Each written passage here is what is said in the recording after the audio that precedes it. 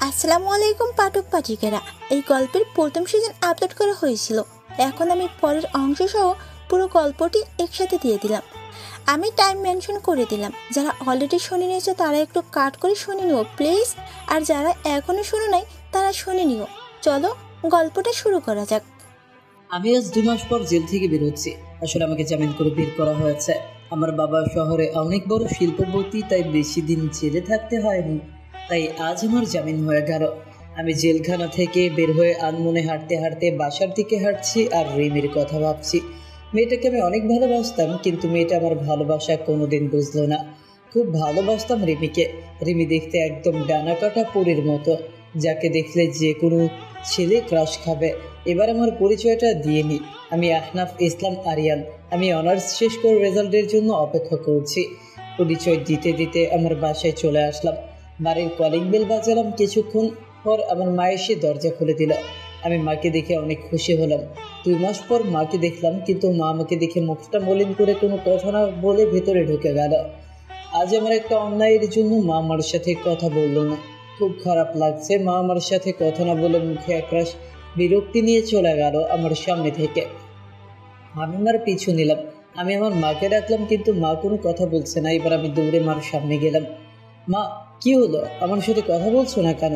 আমি তো রাগের মাথায় একটা ভুল করেছি, তাই বলে আমাকে এইভাবে শাস্তি দিবে? আমার কোনো ছেলে নেই। আহনাফ নামে একটা ছেলে ছিল, কিন্তু 2 মাস আগে সে মারা গেছে আমার কাছে। তুই আমার ছেলে না। তোর ওই পাপি চেহারা আমাকে দেখাবে না, আর তোর ওই নোংরা মুখে আমাকে কোনোদিন মা বলে ডাকবে না।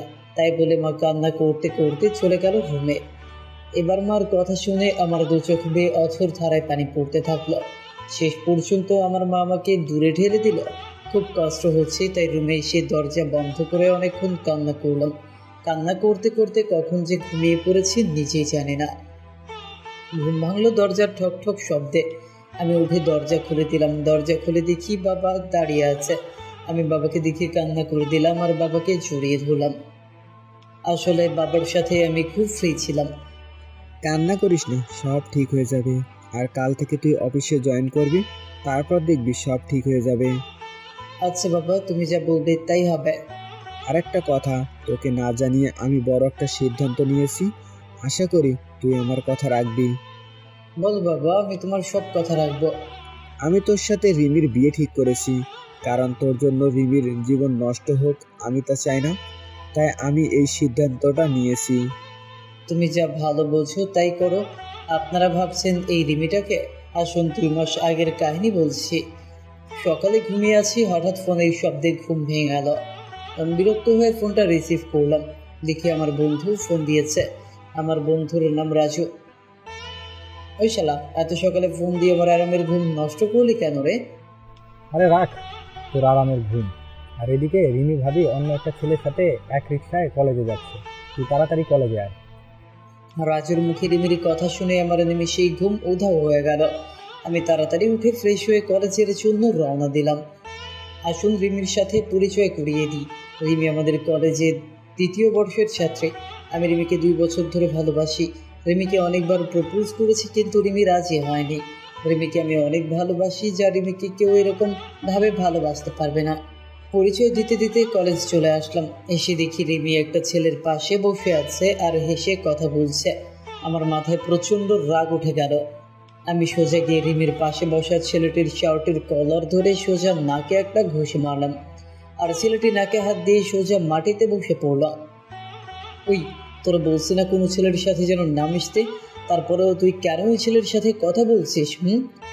আপনি ওকে মারলেন কেন? আপনি জানেন ছেলেটা আমার কি হয়? ও আমার কাজিন হয়। আসলে আপনাদের মতো এরকম বকাটিদের জন্য আমাদের মতো মেয়েরা আজ অসুরক্ষিত। আপনি একটা বকাটি। আজ আপনাকে ভালোবাসা যায় না। রিমি, আমি সরি। আমি তোমাকে অনেক ভালোবাসি, আর সেই জন্য তোমার পাশে আমি কাউকে সহ্য করতে পারি না। প্লিজ আমাকে ক্ষমা করে দাও। আমি কোনো রাস্তার বকাটে মাস্তানকে ভালোবাসতে পারবো না, যে কিনা রাস্তার কুকুরের মতো মেয়েদের পেছনে পড়ে থাকে। তাই বলে রিমি চলে গেল কলেজ থেকে। রিমির কথা শুনে খুব কষ্ট হতে লাগলো। যাকে আমি নিঃস্বার্থভাবে ভালোবাসলাম সে আমাকে রাস্তার কুকুর বলল। কিন্তু হঠাৎ করে মাথায় প্রচণ্ড রাগ উঠে গেল। আমি রাস্তার বখাটে মাস্তান বলল। আমি যদি বখাটে মাস্তান হই, তাহলে বখাটের মতোই রিমির ভালোবাসা আদায় করে নিব। কাল রিমিকে দেখাবো বখাটেরা কিভাবে ভালোবাসে। পরের দিন সকালে রিমির জন্য অপেক্ষা করছি রাস্তায়। আজ রিমিকে বখাটে বলার শাস্তি পেতে হবে। কিছুক্ষণ পর রিমি আসলো, তবে আজ একা এসেছে। আমি কোনো কথা না বলে রিমিকে জোর করে তুলে নিয়ে বাইকে বসিয়ে প্রচণ্ড স্পিডে বাইক চালিয়ে একটা পুরনো ভাঙা ঘরে নিয়ে চলে আসলাম। আসার সময় রিমি অনেক চিৎকার করছিল আর অনেক ভয় পেয়ে গিয়েছিল। রিমি দেখো, আমি তোমাকে অনেক ভালোবাসি, তোমাকে আমি কোনোভাবে হার্ট করতে চাই না। তোমাকে আমি 2 বছর ধরে ভালোবাসি, কোনোদিন তোমার সাথে খারাপ ব্যবহার করিনি। তাহলে কেন আমাকে ভালোবাসতে পারবে না? তুমি বকাটে মাস্তান, তা তোমার এমন আচরণই বোঝা যায়। তুমি যদি আমার সত্যি ভালোবাসতে তাহলে আমাকে এমনভাবে তুলে নিয়ে আসতে পারতে না, কারণ এগুলো রাস্তার বকাটেগুলোই পারে, যার কারণে তার বাবা মা তাকে ঠিকভাবে কোনোদিন শাসনই করেনি। তুমি এইরকম, তাহলে তোমার মা বাবা কিরকম হবে আল্লাহই জানে। এবার আমার মাথায় রাগ উঠে গেল। তুই আমাকে যা বলার বল, কিন্তু আমার মা বাবাকে তুই কেন মাঝখানে তুললি? কেন? আমি এবার রিমিকে এতটা শরীরে সব শক্তি দিয়ে রিমিকে একটা চর মারলাম আর রিমি পাশে পড়ে গেল। আমি তখন রিমির কাছে গিয়ে রিমির শরীর থেকে ওড়না ছুঁড়ে ফেলে দিয়ে রিমির উপর শারীরিক অত্যাচার করলাম। আমাদের ভাষায় যাকে বলে ধর্ষণ। হ্যাঁ, আমি রিমিকে ধর্ষণ করেছি। আমাকে বখাটে বলে, মাস্তান বলে আমার মা বাবাকে গালি দেয়। রিমি আমাকে আটকানোর অনেক চেষ্টা করেছিল, কিন্তু পারেনি। আমি শক্তির সাথে রিমি আমার পা পর্যন্ত ধরেছিল, কিন্তু আমার সেই সময় মাথায় প্রচণ্ড রাগ উঠেছিল। রিমি একভাবে কান্না করেই যাচ্ছে। কিছুক্ষণ পর সেখানে কিছু মানুষ আসলো, হয়তো রিমির চিৎকার শুনে মানুষ চলে এসেছে। মানুষগুলো আমাকে এক সময় মারতে লাগলো, তারপর আমার আর কিছু মনে নেই। যখন জ্ঞান ফেরে তখন আমি জেলখানায়। তারপর আমার বাবা আসলো, বাবা সব কাহিনী শুনতে চাইলো। বাবাকে আমি সব খুলে বললাম।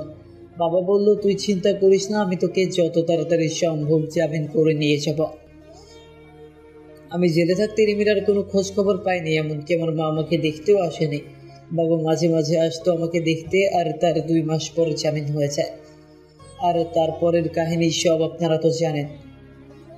পরের দিন ঘুম থেকে উঠে ফ্রেশ হয়ে গুছিয়ে অফিস যাওয়ার প্রস্তুতি নিচ্ছি। সব কিছু গুছিয়ে নিচে এসে দেখি মা বাবা সবাই একসাথে নাস্তা করছে।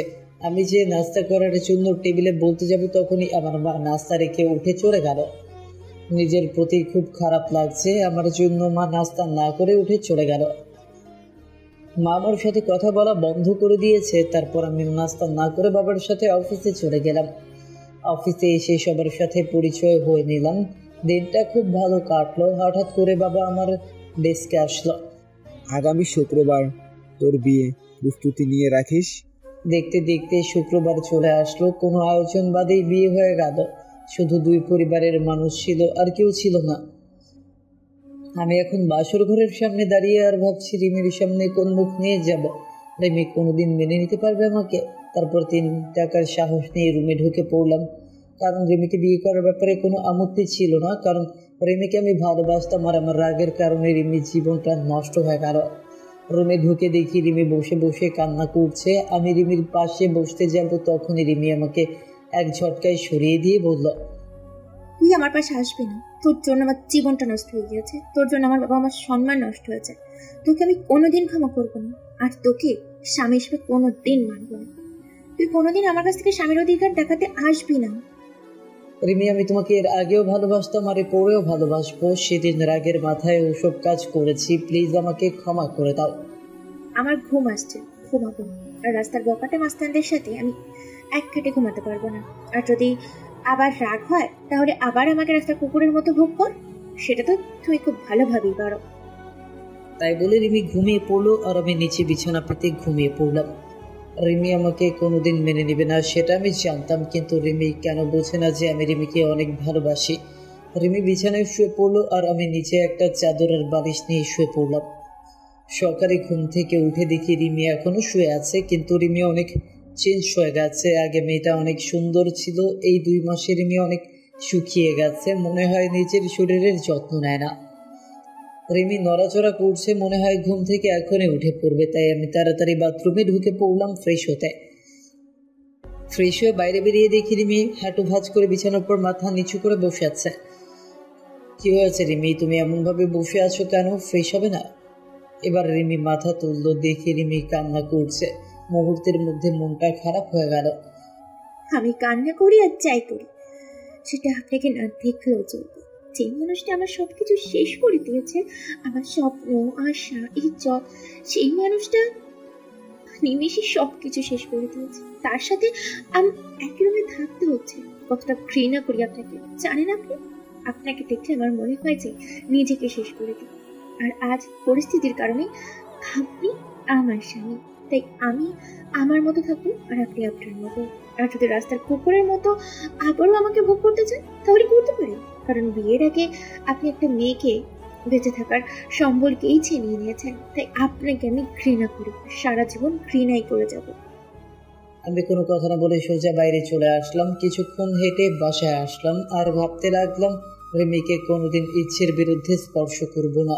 মেয়েটা এই 2 মাসে অনেক অপমান সহ্য করতে হয়েছে, তাই রিমি যেন সুখী থাকে, তাই তাকে তার মতো থাকতে দিব। বাসায় এসে দেখি মা আর রিমি রুমে রান্না করছে। মা আর রিমি তারা দুজনে হেসে হেসে কথা বলছে। মনটা ভালো হয়ে গেল যে রিমি মাকে আপন করে নিয়েছে। আমি সোজা রুমে চলে আসলাম, এসে গুছিয়ে নিলাম, অফিস যেতে হবে। ব্যাগ নিয়ে নিচে এসে দেখি মা আর রিমি একসাথে বসে নাস্তা করছে। আমি একটু না অনেক অবাক হলাম, কারণ মা আমাকে ছাড়া কোনোদিন নাস্তা করেনি। খুব কষ্ট হতে লাগলো। দেখলাম আমার নাস্তাটা টেবিলের এক পাশে রাখা আছে। আমি একবার রিমি আর একবার মার দিকে তাকালাম, দেখি তারা মাথা নিচু করে নাস্তা করছে। আমার ভীষণ রাগ হতে লাগলো, কারণ তারা আমাকে একবারও ডাকলো না নাস্তা করতে। তাই আমি নাস্তা না করেই অফিসে চলে গেলাম। গিয়ে আব্বুর সাথে সবকিছু দেখাশোনা করতে থাকলাম। আমি এখন আর বন্ধুদের সাথে তেমন বেড়াই না। দুপুরে লাঞ্চ টাইমে আমি আর বাবা গাড়িতে করে বাসায় আসলাম দুপুরের খাবার খেতে। আমি আর বাবা টেবিলে বসলাম, দেখলাম বাবাকে প্লেট ভাত সবকিছু এগিয়ে দিচ্ছে মা আর রিমি, কিন্তু আমার সামনে কেউ কিছু দিচ্ছে না। সবাই দুপুরের খাবার খাওয়া শুরু করে দিলে, কিন্তু আমার উপর কারো নজর নেই। খুব কষ্ট হতে লাগলো যে মা আমাকে খাবার না দিয়ে কোনোদিন খায়নি, আর আজ এটা কি হলো। খুব হাসি পাচ্ছে আর বুকের মধ্যে চিনচিন করে ব্যথা করছে। তখন বাবা আমার দিকে একটা প্লেট এগিয়ে দিল আর কিছু ভাত দিল। আমি না খেয়ে উঠে পড়লাম আর বাইরে চলে আসলাম। এখন আর অফিসে যাব না, তাই বাইরে গিয়ে কিছু খেয়ে 1 প্যাকেট সিগারেট কিনলাম আর চলে আসলাম আমাদের পুরনো আড্ডাখানায়। সেখানে রাত 10টা পর্যন্ত আড্ডা দিয়ে বাড়ির দিকে রওনা দিলাম। রাস্তায় একটা ফুচকার দোকান দেখলাম। আগে রিমি ফুচকা খুব পছন্দ করতো, তাই রিমির জন্য কিছু ফুচকা নিলাম। তারপর বাসায় চলে আসলাম।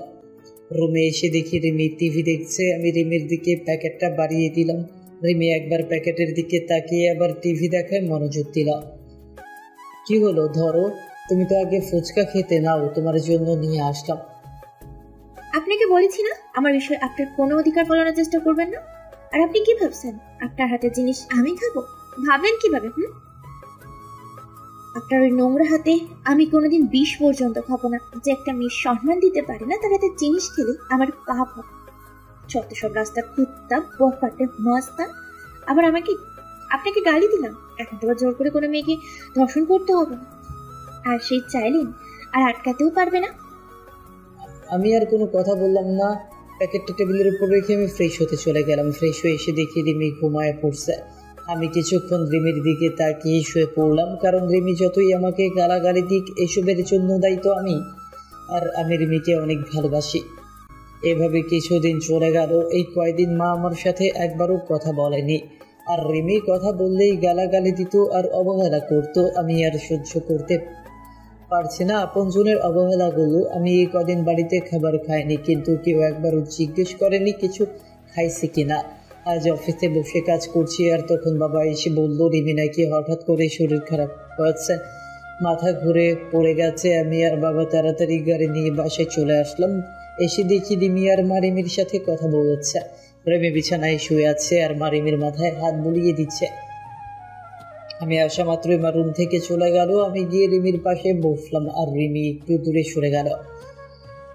কি হয়েছে তোমার? বাবা নাকি বললো তোমার শরীর খারাপ। কি হলো বলো, কি হয়েছে? বড় সমস্যা হলে ডাক্তারের কাছে নিয়ে যাব। আমি মা হতে চলেছি। কি? আমি বাবা হতে চলেছি? এ তো খুশির সংবাদ, আর তুমি এমন মরা হয়ে বলছো কেন? তুমি জানো না আমি কত খুশি। আমি আবর্ষণ করবো। মানে ঠিক বুঝলাম না। আমি এই বাচ্চা চাই না, আমি আবর্ষণ করবো।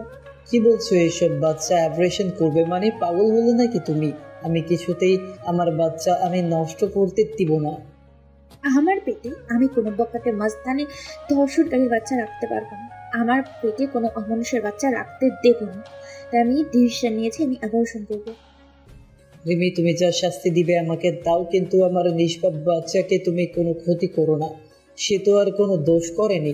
প্লিজ তুমি এমন করো না। তুমি আমাকে যা শাস্তি দিবে আমি সব মাথা পেতে নিব, কিন্তু আমার বাচ্চাটাকে কোনো ক্ষতি করো না। তোমার পায়ে পড়ি, প্লিজ এত বড় শাস্তি আমাকে দিও না। আমার পেটে যে বাচ্চাটা, সে একটা অমানুষের বাচ্চা, একটা বকাটের বাচ্চা, যে নিজের ভালোবাসা পাওয়ার জন্য একটা মেয়ের জীবন লাশ বানিয়ে দিতে পারে। তার বাচ্চা বড় হলে তার বাবার মতো হবে না, সেটা কেউ বলতে পারবে? তাই আমার পেটে কোনো অমানুষের বাচ্চা ধারণ করতে পারবো না। আর এই বাচ্চা যদি বড় হয়ে তার বাবার মতো অমানুষ হয়, এই আগে থেকে আমি পৃথিবীতে কোনো অমানুষ নিয়ে আসতে পারবো না। প্লিজ রিমি, তুমি আমাকে যা বলার বলো, কিন্তু আমার বাচ্চাকে কিছু বলো না। আমি তোমাকে কথা দিলাম, আমার বাচ্চা পৃথিবীর আলো দেখার সাথে তোমার থেকে অনেক দূরে নিয়ে যাবো। আমার বাচ্চার চেহারা পর্যন্ত তোমাকে দেখতে দিব না, তার আগেই আমি সব কিছু ছেড়ে চলে যাব। আমার কান্না দেখে রিমির হয়তো কিছুটা মায়া হলো, তাই সে আর কিছু বললো না, আমার সামনে থেকে উঠে চলে গেল। আমি ওখানে বসে বসে ভাবছি, নিজের সন্তানকে কেউ কোনোদিন এইভাবে বলে আমার কোনোদিন জানা ছিল না।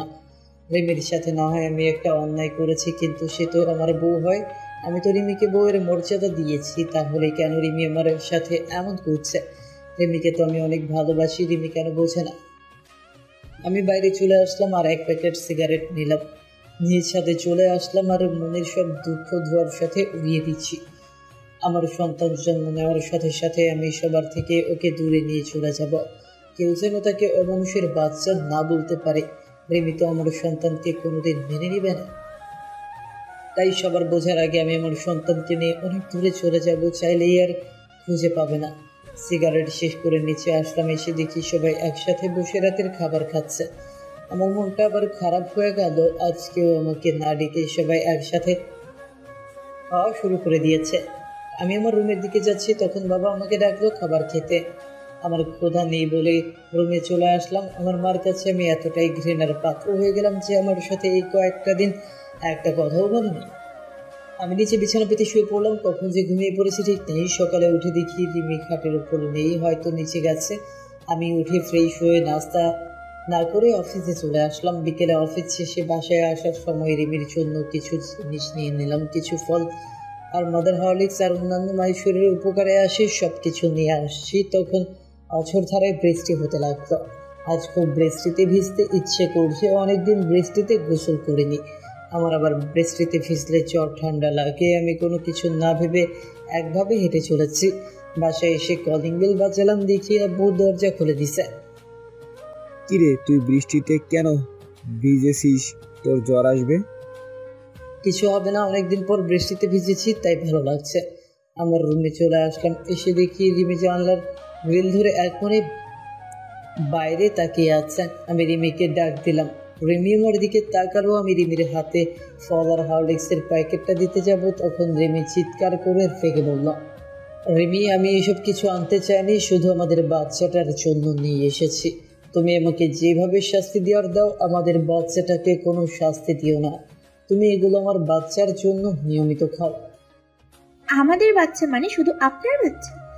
আমার কোনো বাচ্চা নেই, তাও আবার আপনার মতো একটা জানোয়ারের বাচ্চা নিব আমি? কোনো দিনও সম্ভব না। আচ্ছা, শুধু আমার বাচ্চা, তোমাকে বাচ্চার মা বলে আমি কোনোদিন পরিচয় দিব না। তুমি নিশ্চিন্তে থাকতে পারো, শুধু আমার বাচ্চাটার জন্য এইগুলো নাও। এবার রিমির আগে মুখে আমার হাত থেকে প্যাকেট নিয়ে অন্য রুমে চলে গেল আর আমি ফ্রেশ হতে চলে গেলাম। ফ্রেশ হয়ে এসে দেখি রিমি বিছানায় শুয়ে পড়েছে। আমি ফ্লোরে বিছানা পেতেই শুয়ে পড়লাম। মাঝরাতে আমার শরীরে কাঁপুনি দিয়ে জ্বর আসলো, আমি একটা চাদর নিয়ে শুয়ে পড়লাম। যখন ঘুম ভাঙলো তখন দেখি সকাল 12টা বেজে গেছে আর আমার পাশে বাবা বসে আছে আর মাথায় পানি দিচ্ছে। তাহলে সারা রাত আমার শরীরে জ্বর ছিল, কিন্তু রিমির তো জানার কথা যে আমার জ্বর এসেছে। হয়তো রিমি আমার উপর ঘৃণা করে, আমার শরীরে হয়তো স্পর্শ করেনি। বাবা, তুমি এখানে? রিমি মা কোথায়? সকালে অফিসে গিয়ে দেখি তুই আসিসনি আর ফোন বন্ধ। তাই আমি বাড়িতে এসে দেখি তুই জ্বরের শরীরে কাঁপুনি দিয়ে উঠছে, তাই আমি মাথায় পানি দিয়ে দিচ্ছি। আমার চোখ দিয়ে কয়েক ফোঁটা পানি বের হয়ে গেল। আমার মার জন্য আমার উপরে একটু মায়া হলো না? আর রিমিকে তো আমি নিজের থেকেও ভালোবাসি, তাহলে রিমি অন্তত একটু দেখতো যে আমি মারা গেছি না বেঁচে আছি। বাবা কিছু খাবার নিয়ে আসবে, রাত থেকে কিছু খাওয়া হয়নি। একটু বস, আমি বৌমাকে পাঠিয়ে দিচ্ছি। না বাবা, দরকার নেই, আমি বাইরে থেকে খেয়ে নিব। আমি সব বুঝি রে বাবা, মেয়েটা তোকে এখনো ক্ষমা করতে পারিনি। আমি নিয়ে আসছি খাবার। তাই বলে বাবা চলে গেল নিচে খাবার আনতে, আর আমি বিছানায় শুয়ে আছি। তখন রিমি রুমে আসলো আর আমার দিকে একবার তাকে নিজের কাজ সেরে আবার রুমের বাইরে চলে গেল। আমি যে মেয়েটাকে নিজের জীবনের চাইতেও বেশি ভালোবাসি, সেই মেয়েটা আমার প্রতি একটু মায়া কাজ করে না। যেদিন আমি থাকবো না সেদিন বুঝতে পারবে কতটা ভালোবেসেছিলাম তাকে আমি। সেদিন হয়তো আর আমাকে পাবে না, সব কিছু মায়া ত্যাগ করে চলে যাব। তখন আমার উপরে আর কারোর রাগ থাকবে না, কেউ আমাকে অমানুষ জানোয়ার বখাটে বলবে না। তারপর বাবা আমাকে খাবার দিয়ে গেল, আমি খেয়ে নিলাম। তারপর বিকেলের দিকে একটু শরীরটা ভালো হলো, আমি আস্তে আস্তে উঠে বাইরে চলে আসলাম আর কিছু খেয়ে নিলাম। এইভাবে চলে গেল 2 দিন। এই 2 দিন আমার শরীরে হালকা জ্বর ছিল, কিন্তু মারিমি কেউ আমাকে দেখেনি, সবাই অবহেলা করেছে। এখন কেমন যেন নিজেকে শেষ করে দিতে ইচ্ছে করছে।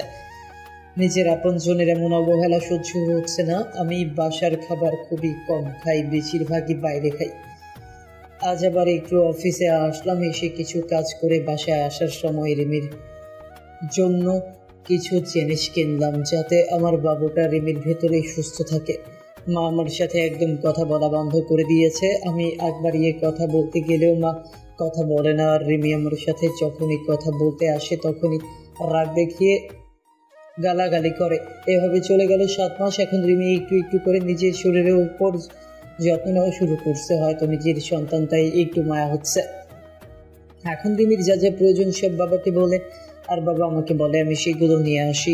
মাঝে মাঝে দেখি রিমি নিজের পেটে আলতো করে হাত বোলায় আর নিজে নিজে কথা বলে, খুব আস্তে আস্তে কথা বলে। আমি শুনতে পারি না, মনে হয় নিজের সন্তানের সাথে কথা বলে। এসব দেখে খুব ভালো লাগে যে রিমি তার পেটের সন্তানকে একটু একটু করে ভালোবাসতে শিখেছে। হাজার হলেও মা সে, আর রিমি আগে সবসময় কেন মনমরা আর উদাস হয়ে থাকতো, এখন আর আগের মতো থাকে না, আবার আগের মতো স্বভাবটা ফিরে আসছে। আর এখন রিমি আমার দিকে কেমন আর চোখে তাকায়, তবে মাঝে মাঝে আমি সেগুলো দেখেও না দেখার ভান করে থাকি। হয়তো নিজের বাচ্চার সাথে সাথে আমার উপরও একটু একটু মায়া জন্মাতে শুরু করেছে, কিন্তু সেই দিক থেকে আমার কোনো ইচ্ছাই নেই। আমি সারাদিন আমার মতো থাকি আর রিমি রিমির মতো। আজ মাঝরাতে হঠাৎ করে ঘুম ভেঙে গেল, উঠে দেখি রিমি ঘুমিয়ে আছে, আর এতটা হাত রিমির পেটের উপর, হয়তো বাচ্চাকে আদর করতে করতে ঘুমিয়ে পড়েছে। আমি এবার উঠে রিমির পাশে গিয়ে বসলাম আর আমার হাতটা রিমির পেটে আলতো করে রাখলাম। খুব ভালো লাগছে, আমার ছোট বাবুটা রিমির মধ্যে আস্তে আস্তে বড় হচ্ছে। আমি আস্তে আস্তে মাথাটা নিচু করে রিমির পেটে চুমু খেতে যাব, তখন রিমির ঘুম ভেঙে যায়। আর রিমির পেটে আমার হাত দেখে আর আমার মুখটা রিমির পেটের কাছে দেখে রিমির চোখ রাগে ভরে গেল, আর রিমি আমাকে আমার পাওনাটা বুঝিয়ে দিল। ঠাস ঠাস করে 2টা চড় মারলো আর আমাকে ধাক্কা দিয়ে দূরে সরিয়ে দিল। আমি গালে হাত দিয়ে রিমির দিকে এক দৃষ্টিতে তাকিয়ে আছি, আর রিমির চোখ দিয়ে যেন আগুন বের হচ্ছে। কুত্তা, তুই আমার কাছে কেন এসেছিস? আমার জীবন নষ্ট করে তোর শান্তি হয়নি? ছোট লোক একটা, তোর কোনো মনুষ্যত্ব বোধ নেই। তুই দেখছিস আমার পেটে 7 মাসের বাচ্চা, তারপরও তুই আমার কাছে কিভাবে আসছিস? হ্যাঁ, তোর মতো জানোয়ারকে আমি আর বিশ্বাস নেই। ছি ছি, মনে হচ্ছে আমি এক্ষুনি পৃথিবী ছেড়ে চলে যাই, সবকিছু ছেড়ে। প্লিজ রিমি, তুমি বিশ্বাস করো আমার কোনো খারাপ উদ্দেশ্য ছিল না। আমি আমার সন্তানকে একটু স্পর্শ করতে চেয়েছিলাম। তুমি বিশ্বাস করো আমার কোনো খারাপ উদ্দেশ্য ছিল না। বিশ্বাস করবো তোকে? তুই ভাবলি কি করে তোর মতো একটা ছোট লোক জানোয়ার রাস্তার কুকুরকে বিশ্বাস করবো? আমার ভাবতেও ঘৃণা হয়েছে যে একটা 7 মাসের গর্ভবতী মায়ের কাছে তোর আস্তে একটু বিবেকা বাঁধলো না। আজ থেকে তুই আর এই রুমে থাকতে পারবি না। তোকে আস্তে আস্তে মেনে নিতে চেয়েছিলাম, কিন্তু তুই কোনোদিনই ভালো হবি না। আসলে কুকুর কোনোদিন ভালো হয় না। আমি আর কিছু না বলে বাইরে চলে আসলাম, এসে ছাদে চলে আসলাম। খুব কষ্ট হচ্ছে আমার। রিমি আবার আমাকে ভুল বুঝলো। আমি তো আমার সন্তানকে একটু স্পর্শ করতে চেয়েছিলাম, আর রিমি আমাকে থাপ্পড় মারলো। নিজের অজান্তেই চোখ দিয়ে 2 ফোঁটা নোনা পানি বের হলো। আজকে নিজেকে শেষ করে দিতে ইচ্ছে হচ্ছে, কিন্তু আমাকে বেঁচে থাকতে হবে আমার সন্তানের জন্য। আমাকে বেঁচে থাকতে হবে, নইলে আমার মতো আমার সন্তানও এমন অবহেলা পাবে। আর নিজের আপনজনের কাছ থেকে এমন অবহেলা পেলে সে নিজেও ঠিক থাকতে পারবে না। তাই আমি আমার সন্তানকে নিয়ে এই পরিবার, এই শহর থেকে অনেক দূরে চলে যাব, চাইলেও কেউ আর খুঁজে পাবে না। সারা রাত এইভাবে ছাদে কাটিয়ে দিলাম। রিমির কথা ভাবতে ভাবতে কখন যে সকাল হয়ে গেছে ঠিক খেয়াল করিনি। সকালে নিচে চলে আসলাম, এসে সোজা মায়ের রুমে চলে গেলাম। দেখি মা বসে আছে। আমি মায়ের কাছে গিয়ে মায়ের সামনে হাঁটু গেড়ে বসে পড়লাম। যারা স্কুল, মাদ্রাসা ও কলেজ শিক্ষক আছেন যে গল্প পড়েন আজকে অবশ্যই ইনবক্স করবেন। মা, কেন তুমি আমার সাথে এমন ব্যবহার করছো? কেন এমন অবহেলা করছো? তুমি তো জানো আমি অবহেলা একদম সহ্য করতে পারি না। সেদিন রিমি তোমাদের নামে অনেক খারাপ ভাষায় গালাগালি করছিল, তাই আমি রাগের মাথায় রিমির সাথে এমন ব্যবহার করি। চাইলে তুমি আমাকে মারতে পারো, আর যদি না শাস্তি দাও তাহলে তুমি একবার বলো যে এই বাড়ি থেকে চলে যেতে, আমি সব কিছু ছেড়ে চলে যাব, আর কোনোদিন তোমার এই শয়তান ছেলের মুখ দেখতে দিব না। তোর সাথে আমার কোনো কথা নেই। আমি আগেই বলেছি আমার ছেলে সেই দিনই মারা গেছে আমার কাছে, যেদিন সে ওরকম একটা নোংরা কাজ করেছিল। আর আমি কারো মা না, আমার কোনো ছেলে নেই। তুই যেখানে পারিস সেখানে চলে যা, আমার কিছু যায় আসে না। ঠিক আছে মা, আমি আর কোনোদিন তোমাকে মা বলে রাখবো না। আমি চলে যাব, সবাইকে ছেড়ে চলে যাব। তখন এই শয়তানটার চেহারা তোমাকে আর দেখতে হবে না, আর কোনো অমানুষ তোমাকে মা বলে ডাকবে না। আমি মায়ের রুম থেকে চলে আসলাম নিজের রুমে ঢুকে দেখি রিমি বাথরুমে ফ্রেশ হচ্ছে। আমি তাড়াতাড়ি গুছিয়ে নিলাম অফিস যাওয়ার জন্য, যাতে রিমি ফ্রেশ হওয়ার আগে আমি অফিসে চলে যেতে পারি।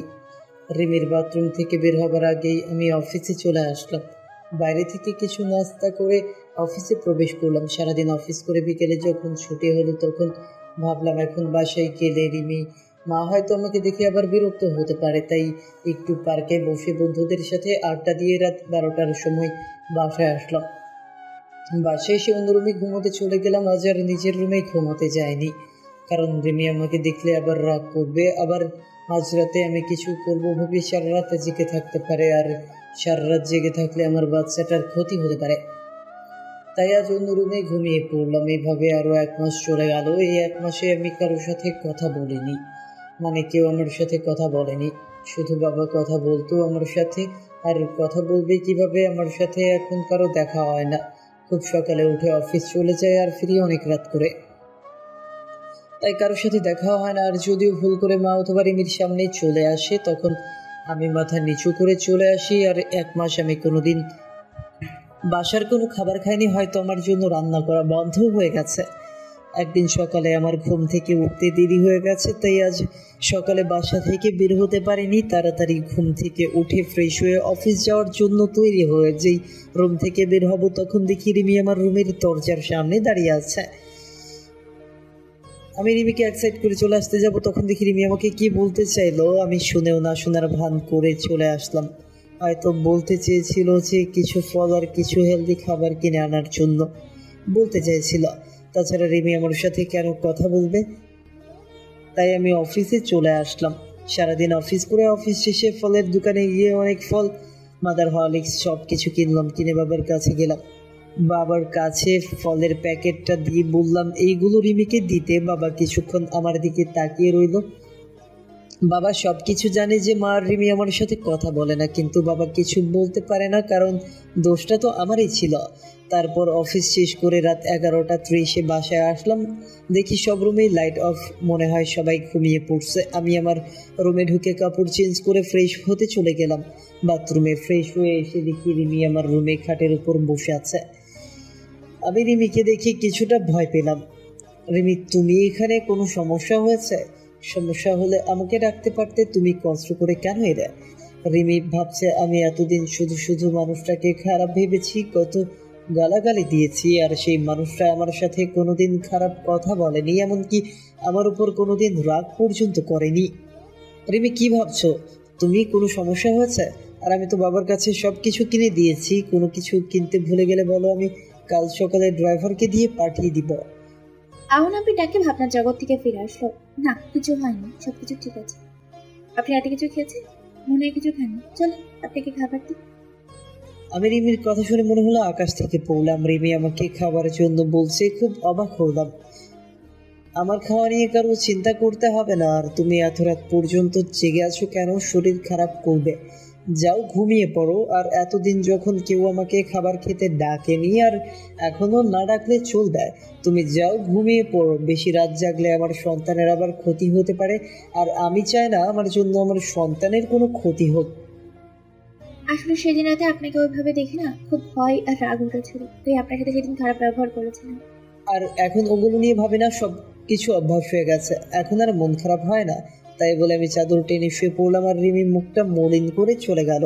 আর আমি ভাবতে থাকলাম, রিমি এতদিন পরে আমার সাথে কথা বললো, খুব ভালো লাগছে। রিমি তাহলে আমাকে ফিল করতে শুরু করেছে। কিন্তু আগেকার কথা মনে পড়তেই সব কিছু অন্ধকার হয়ে গেল।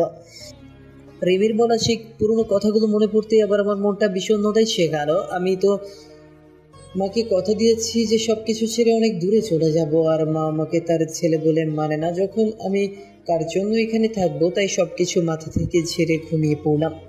সকালে ঘুম থেকে উঠে ফ্রেশ হয়ে অফিসের জন্য রওনা হব, তখন আবার রিমি আমার রুমে আসলো। আমি সেদিকে কোনো খেয়াল না করে বললাম, এত সকালে ঘুম থেকে উঠছো কেন? যাও, যে শুয়ে পড়ো, আর কিছু লাগলে বলতে পারো, বাবার কাছে কিনে পাঠিয়ে দিব। না মানে আপনি প্রতিদিন খুব সকালে অফিসে চলে যান কেন, তাই জানতে আসলাম। আর সকালে নাস্তাটুকুও করেন না। বাবা তো যাই সকাল 9টার সময়, তাহলে আপনি এত সকাল সকাল যাচ্ছেন কেন? আমি তোমাকে বলেছি না আমার খাবার খাওয়া নিয়ে কারো চিন্তা করতে মানা করেছি না? এই 1 বছর যেভাবে খেয়ে আসছি, ঠিক এইভাবে সারা জীবন খাবার খেতে পারবো। আর এত সকালে অফিস যাই কেন সেটা তুমি ভালো করেই জানো, আমাকে আর বলার প্রয়োজন মনে করি না। তুমি তো বলেছিলে যে আপনার ওই চেহারা যেন আমাকে আর না দেখান, তাই যতটা সম্ভব চেষ্টা করি না দেখানোর। এবার দেখি রিমি মাথা নিচু করে বসে আছে, হয়তো এমন কথা রিমি আমার কাছ থেকে আশা করেনি। আমি আর এক মুহূর্ত না দাঁড়িয়ে চলে আসলাম বাইরে। নিচে এসে দেখি টেবিলে সব নাস্তা রাখা আছে, হয়তো রিমি আমার জন্য তৈরি করেছিল। আমি রেস্টুরেন্ট থেকে কিছু নাস্তা করে অফিসে প্রবেশ করলাম। অফিসে কাজ করতে করতে দুপুরের খাবারের সময় হয়ে গেল। সবাই লাঞ্চ করতে চলে গেছে, এমনকি বাবাও চলে গেছে বাসায় লাঞ্চ করতে। আর আমি নিজের ডেস্কে বসে আছি, তখনই আমার ফোনটা বেজে উঠল। আমি রিসিভ করলাম, একটা আননোন নাম্বার থেকে ফোন এসেছে। কোনো কাজ নেই তাই ফোন রিসিভ করলাম। হ্যালো, আসসালামু আলাইকুম। ফোনের ওপাশ থেকে ওয়ালাইকুম আসসালাম। কে বলছেন আপনি? আসলে রিমি আমাকে এই প্রথম ফোন দিল, তো তাই নাম্বারের কণ্ঠ চিনতে পারেনি। আর তার থেকে বেশি অবাক হলাম যে রিমি আমাকে ফোন করে লাঞ্চ করার জন্য বলছে। আমি বাইরে থেকে লাঞ্চ করে নিয়েছি, মিথ্যা বললাম। আর আমি লাঞ্চ করেছি কি না করেছি তা কেউ না ভাবলেই খুশি হতাম। এতদিন যখন কেউ কোনো খোঁজ খবর রাখেনি, তাই এখনো খোঁজ খবর না রাখলে আমি না খেয়ে মরবো না। তাই বলে আমি ফোন রেখে দিলাম আর ভাবতে থাকলাম, হঠাৎ করে রিমি এত চেঞ্জ হলো কিভাবে? বুঝলাম না। সকালে নাস্তা করেছি কি না, দুপুরের লাঞ্চ করেছি কি না, সব জানতে চাইছে। এর কারণটা কি হতে পারে? হয়তো আমার উপর হালকা করুণা করছে, কিন্তু আমি কারো উপর করুণা হতে চাই না। এতদিন কিভাবে ছিলাম তা একবারও কেউ খোঁজ খবর নেয়নি, তাই এতদিন খোঁজ নেওয়ার কোনো দরকার নেই। তারপর আমি উঠে গিয়ে বাইরে থেকে লাঞ্চ করে নিলাম। তারপর আবার অফিসে কাজে মনোযোগ দিলাম। অফিস শেষ হয়ে গেল আর আমি বাইরে বের হয়ে আমার প্রতিদিনের কাজ করতে থাকলাম। মানে কিভাবে সময় অপচয় করে রাত 12টার সময় বাসায় যাওয়া যায়। রাত 9টা বাজে, আমি বন্ধুদের সাথে সিগারেট টানছি আর আড্ডা দিচ্ছি। সেই সময় আবার আমার ফোন বেজে উঠল। আমি ফোন হাতে নিয়ে দেখি রিমি ফোন দিয়েছে। আমি কেটে দিলাম। এভাবে বেশ কয়েকবার ফোন দেওয়ার পর আমি রিসিভ করলাম। হ্যালো, ফোন দিয়েছো কেন? আপনি বাসায় আসবেন না? দেরি আছে বাসায় যাওয়ার। না মানে আমার আর কোনো কিছু বলতে না দিয়ে ফোন কেটে দিলাম। তারপর আবার আড্ডাতে মনোযোগ দিলাম। তারপর 11টার সময় বাসায় আসলাম। এসে কাপড় চেঞ্জ করে ফ্রেশ হতে চলে গেলাম। ফ্রেশ হয়ে এসে আমার রুমের ব্যালকনিতে দাঁড়িয়ে সিগারেট টানছি আর পুরনো কথা ভাবছি। আপনি সিগারেট কেন খাচ্ছেন জানেন না? এসব খাইলে শরীর খারাপ হয়। আমি চমকে উঠলাম। পেছনে তাকিয়ে দেখি রিমি কথাগুলো বললাম, আমি সিগারেট খেয়েই বেঁচে আছি, তাই সিগারেটের বিষয়ে আর কোনো কথা না বললেই খুশি হব। প্লিজ, এটা প্লিডিং, কাশি হচ্ছে আমার আর কষ্ট হচ্ছে, প্লিজ প্লিডিং। দেখলাম রিমি এক হাত পেটে দিয়ে কাশতে লাগলো। আমার বুকের মধ্যে কেমন অজানা এক ব্যথা অনুভব করলাম, কারণ রিমিকে যে আমি এখনো অনেক ভালোবাসি, আর তার মধ্যে করে উঠছে আমার বাবুটা। তাই সিগারেট ফেলে দিয়ে রিমির এক হাত ধরে বিছানার ওপর বসালাম আর এক গ্লাস পানি এগিয়ে দিলাম।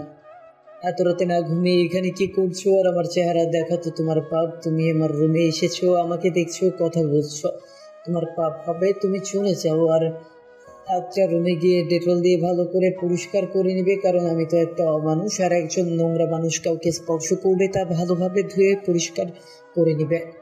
রিমি আমার দিকে কেমন কান্না কান্না ভাবে তাকিয়ে আছে, মনে হয় এখনই কেঁদে দিবে, চোখে পানি জমা হচ্ছে।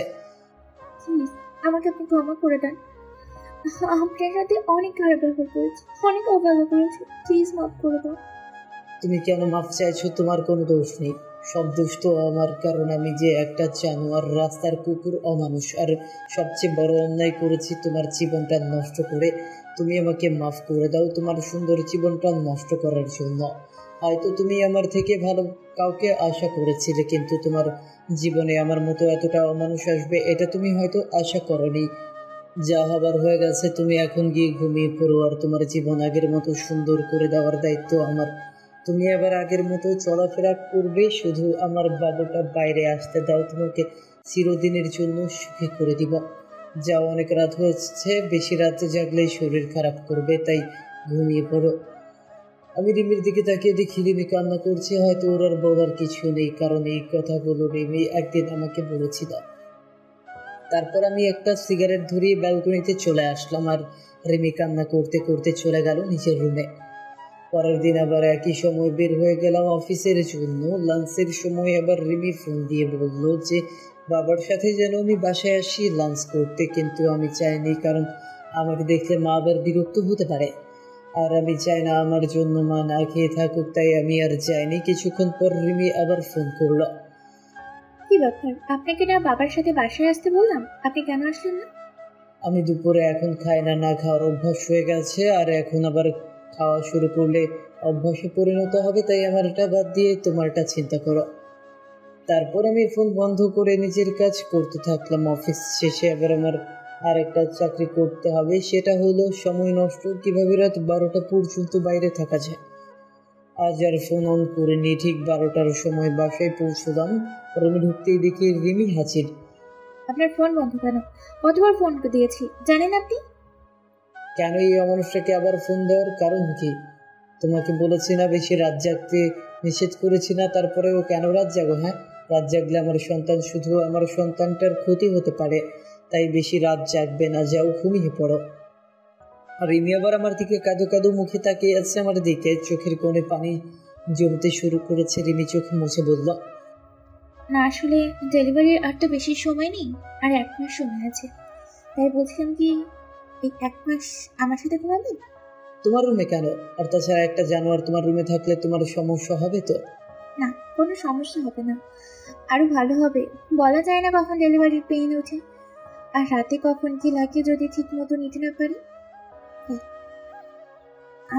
আর পরে যদি বাচ্চার কোনো প্রবলেম হয়। এবার আমি কিছু বললাম না, কারণ সবার আগে আমার বাবুটা, তারপর অন্য কেউ। তাই রিমির সাথে রিমির রুমে চলে আসলাম। রিমি বিছানায় ঘুমোলো আর আমি সোফায় ঘুমোলাম। তারপর সকালে রিমির ঘুম থেকে ওঠার আগে অফিসে চলে আসলাম। পরের দিন এভাবে সারাদিন কাজ করে রাতে রিমির রুমে সোফায় শুয়ে আছি। তখন রিমি বলল, আচ্ছা আমাদের বাবু হলে বাবুর নাম কি রাখবেন?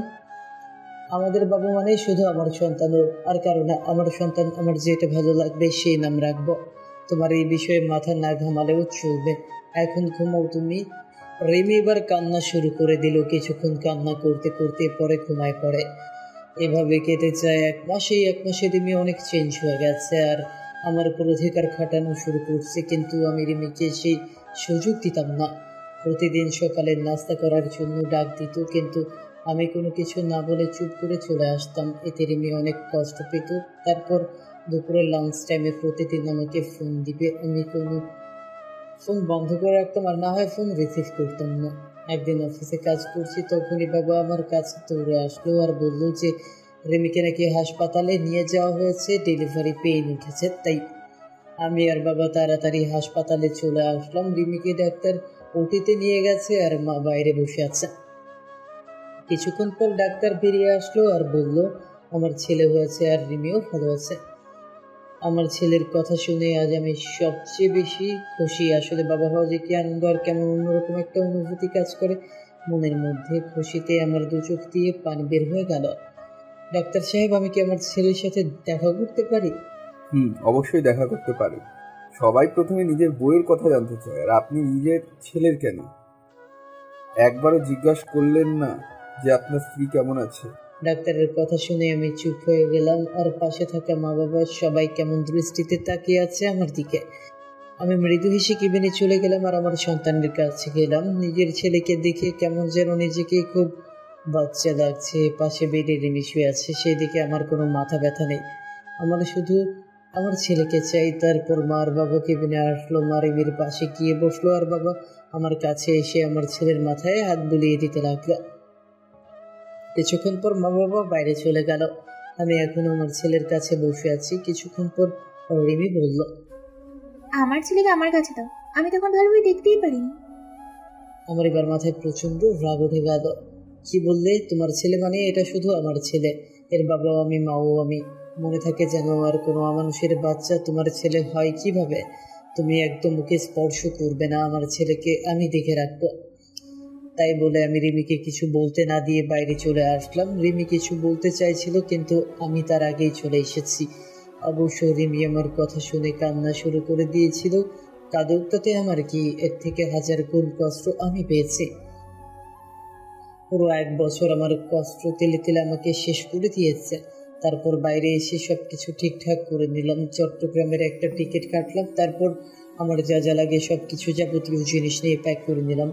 আর 2টা চিঠি লিখলাম, একটা মায়ের জন্য আর একটা রিমির জন্য। আজ রাতেই আমি সবকিছু ছেড়ে আমার ছেলেকে নিয়ে এই শহর ছেড়ে চলে যাব। তারপর আমি দুপুরের পরে আবার হাসপাতালে গেলাম। গিয়ে দেখি রিমির পাশে আমার ছেলে চুপটি করে শুয়ে আছে। এতে আমার রাগটা আরো বেশি হয়ে গেল। আমি তাড়াতাড়ি গিয়ে রিমির পাশ থেকে আমার ছেলেটাকে তুলে নিলাম। ওই তোকে আমি মানা করেছি আমার ছেলেকে স্পর্শ করতে, তাও তুই কেন ধরেছিস? তুই কি ভুলে গেছিস আগের তার কথা? তুই কি বলে গালাগালি দিয়েছিলি আমার আর আমার ছেলেকে? তারপরেও তুই কিভাবে ওকে কোলে নিস? প্লিজ আবনাও, আমাকে ক্ষমা করে দাও। আমি আমার ভুল বুঝতে পেরেছি। একটা মা হওয়া যে কত আনন্দের তা আমি জানতাম না। প্লিজ আমার ছেলের কাছ থেকে আমাকে দূরে সরিয়ে দিও না। তুমি যা বলবে আমি সব শুনবো। তবু আমার ছেলেকে আমার কাছে ফিরিয়ে দাও।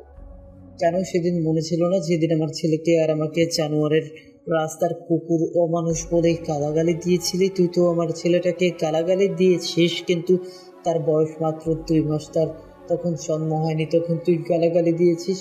কোন মা তার নবজাতক ছেলেকে এইভাবে গালাগালি দিতে পারে না? তাই এর প্রতি তোর কোনো অধিকার নেই, মনে থাকে যেন। তাই বলে আমি ছেলেকে নিয়ে বাইরে একটা চেয়ারে বসে পড়লাম, আর এদিকে রিমি অঝোর ধারায় কান্না করতে থাকলো।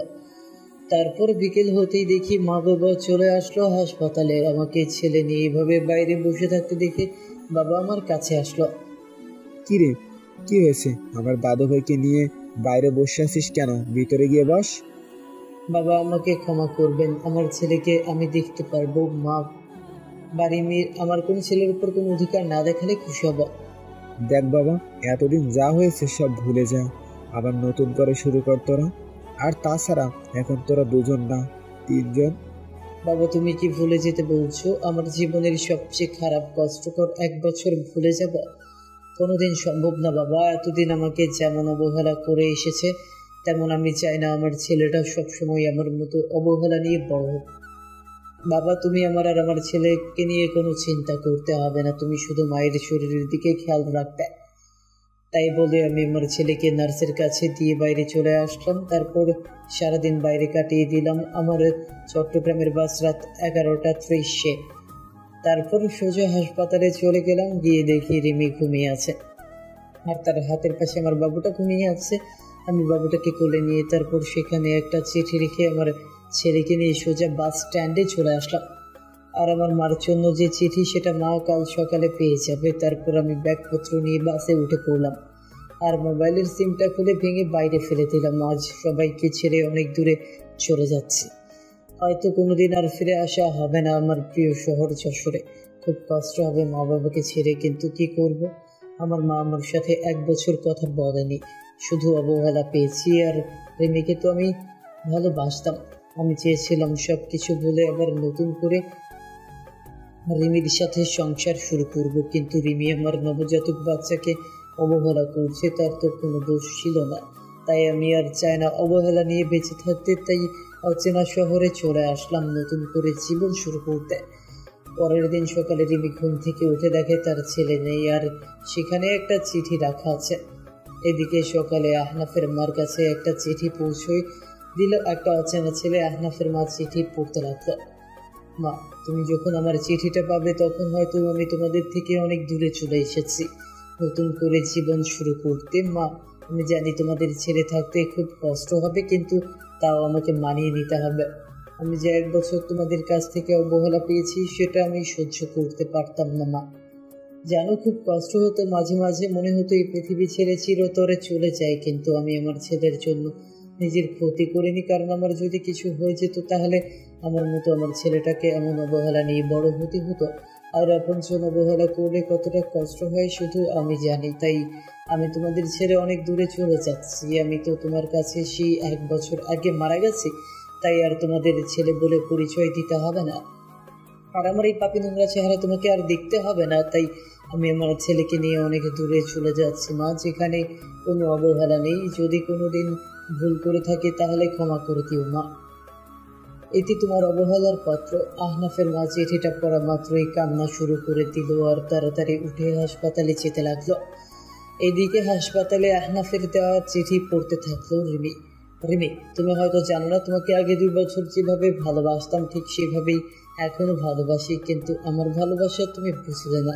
মনে করেছিলাম জেল থেকে বের হয়ে আবার তোমাকে বিয়ে করে দুজনে সুখে থাকবো, কিন্তু বিয়ে হলেও আমরা সুখী হতে পারলাম না। তুমি যখন চাইতে তাহলে আমাদের সংসারটা আজ অন্যরকম হতো, কিন্তু তুমি চাওনি, কারণ আমি যে একটা অমানুষ জানোয়ার, তাই না? তুমি তো একদিন বলেছিলে আমার গর্ভে কোনো অমানুষের বাচ্চা ধারণ করতে পারবো না, কিন্তু আমি তোমার প্রতি কৃতজ্ঞ যে আমার ছেলেটাকে তোমার গর্ভে ধারণ করার জন্য। আর তুমি যেদিন আমাকে ফুল গুছিয়ে থাপ্পড় মেরেছিলে সেদিন জানো কত কষ্ট পেয়েছিলাম। আর তুমি কি বলছিলে, আমাকে ক্ষমা করে দাও। আমি সেদিন রাগের মাথায় উল্টো পাল্টা বলে ফেলছি। রিমি, তুমি কি জানো মানুষ রাগের মাথায় সবসময় সত্যি কথাই বলে, আর তাই সেদিন তুমি যা বলছো হয়তো সব সত্যি। আর আমি তোমার জীবন নষ্ট করেছিলাম। আজ সেই জীবন থেকে আমি চিরদিনের জন্য আমার ছেলেকে নিয়ে চলে যাচ্ছি। তুমি তো একদিন বলেছিলে তোর মতো পাপীর চেহারা আমি দেখতে চাই না, তাই আমি তোমার কথা রাখার জন্য চলে যাচ্ছি। আর আমার ছেলেকে আর কোনোদিন অমানুষ বলে গালাগালি করো না। তুমি পারলে যত খুশি গালাগালি আমাকে দিয়েও আমার ছেলেটাকে আমি কেমনভাবে গড়ে তুলবো জানি না, কিন্তু তোমাদের মতো অবহেলা করব না যেভাবে তোমরা আমাকে করছো। তাই আমি চিরদিনের জন্য তোমাদের ছেলে চলে যাচ্ছি কোনো এক অজানা শহরে। যদি পারো আমাকে ক্ষমা করে দিও। ইতি একটা অমানুষ। রিমি আহনাফের চিঠি পেয়ে পাগলের মতো কান্না করতে থাকলো আর আহনাফ বলে চিৎকার করতে থাকলো। তখনই আহনাফের মা আসলো রুমে, আর রিমি আহনাফের মাকে জড়িয়ে ধরে চিৎকার করে কান্না করতে থাকলো আর বারবার আহনাফকে ফিরিয়ে আনো, আমার ছেলেকে ফিরিয়ে দাও বলে চিৎকার করে কান্না করতে থাকলো। আর এদিকে আহনাফ তার ছোট ছেলেকে নিয়ে এক অচেনা শহরে চলে আসলো। কাউকে চেনে না, কোথায় থাকবে আহনাফ নিজেই জানে না। পরের দিন আমি আমার ছেলেকে নিয়ে একটা চায়ের দোকানে বসে আছি।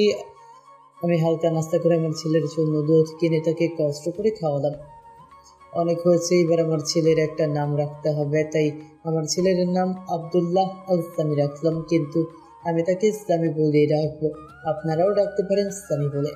তারপর দোকানে আর কিছুক্ষণ বসে থাকার পর হঠাৎ করে দোকানদার বলল, কি ব্যাপার, আপনি এতটুকু বাচ্চা নিয়ে এইভাবে ঘুরে বেড়াচ্ছেন কেন? আর বাচ্চার মা কোথায়?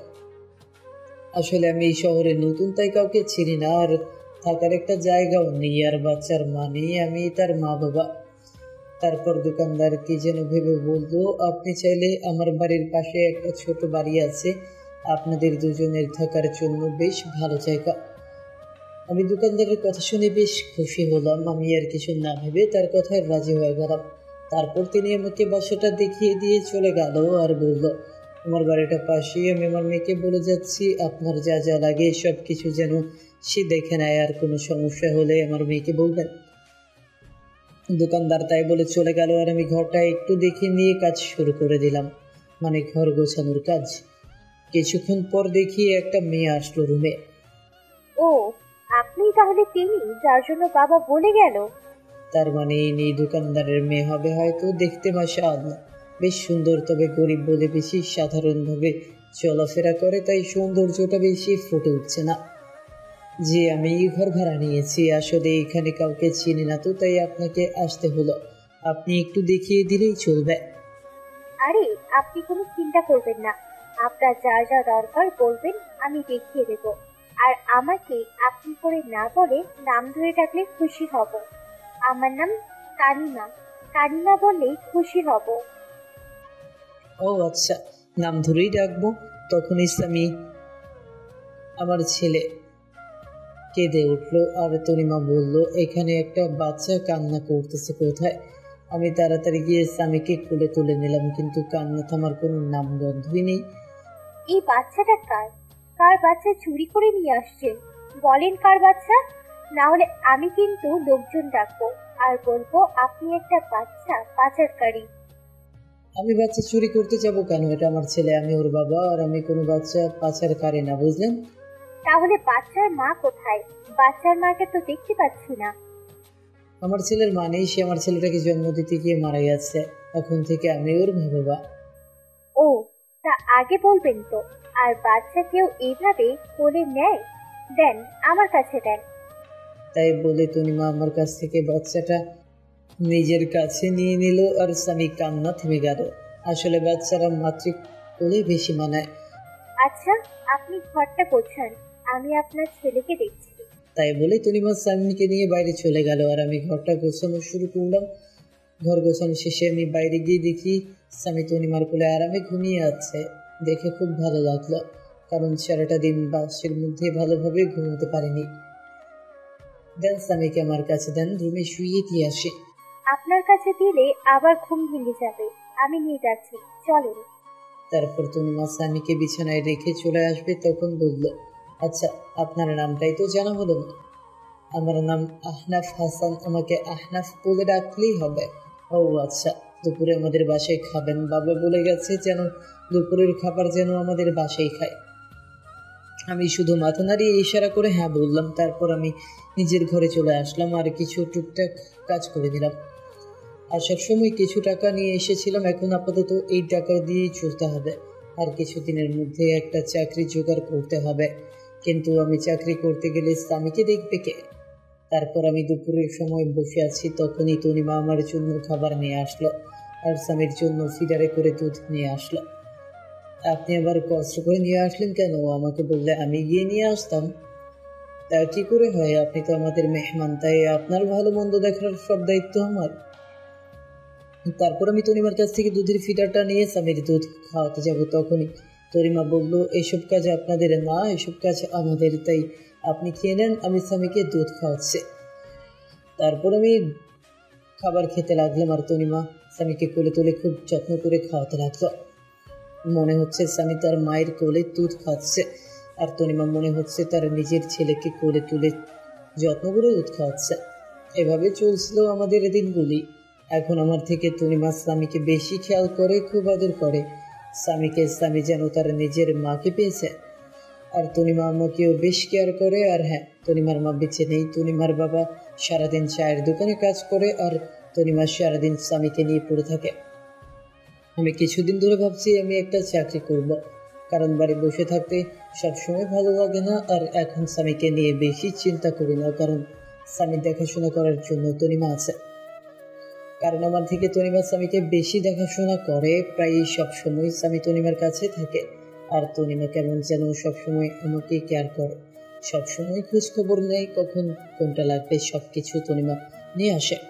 তারপর আমি কিছুদিনের মধ্যে একটা চাকরি পাই আর পরশু চাকরিতে জয়েন করতে হবে। তনিমা শোনো, বলছি আমি একটা চাকরি পাইছি আর ভাবছি চাকরিটা করবো, কিন্তু স্বামীকে দেখে রাখবে কে? তাই তুমি যদি স্বামীকে একটু দেখে রাখতে। তো আমাকে বলছেন কেন? যান না চাকরি করেন। আর এতদিন স্বামীকে মনে হয় অন্য কেউ দেখে রাখছি, যে আজ আমাকে বলছে যে দেখে রাখতে। এতদিন অন্য মানুষ দেখে রাখছে, আমি না হয় এখন দেখে রাখবো। আসলে আমি কথাটা ওভাবে বলতে চাইনি, আমার থেকে তো তুমি ওকে বেশি দেখাশোনা করো, তাই তোমাকে একটু বললাম। এখন তো আমি সেই সকালে যাব আর ফিরতে সন্ধ্যা হয়ে যাবে, তাই বললাম আর কি। আপনি চিন্তা করবেন না, স্বামীকে আমি ভালোভাবে দেখে রাখবো।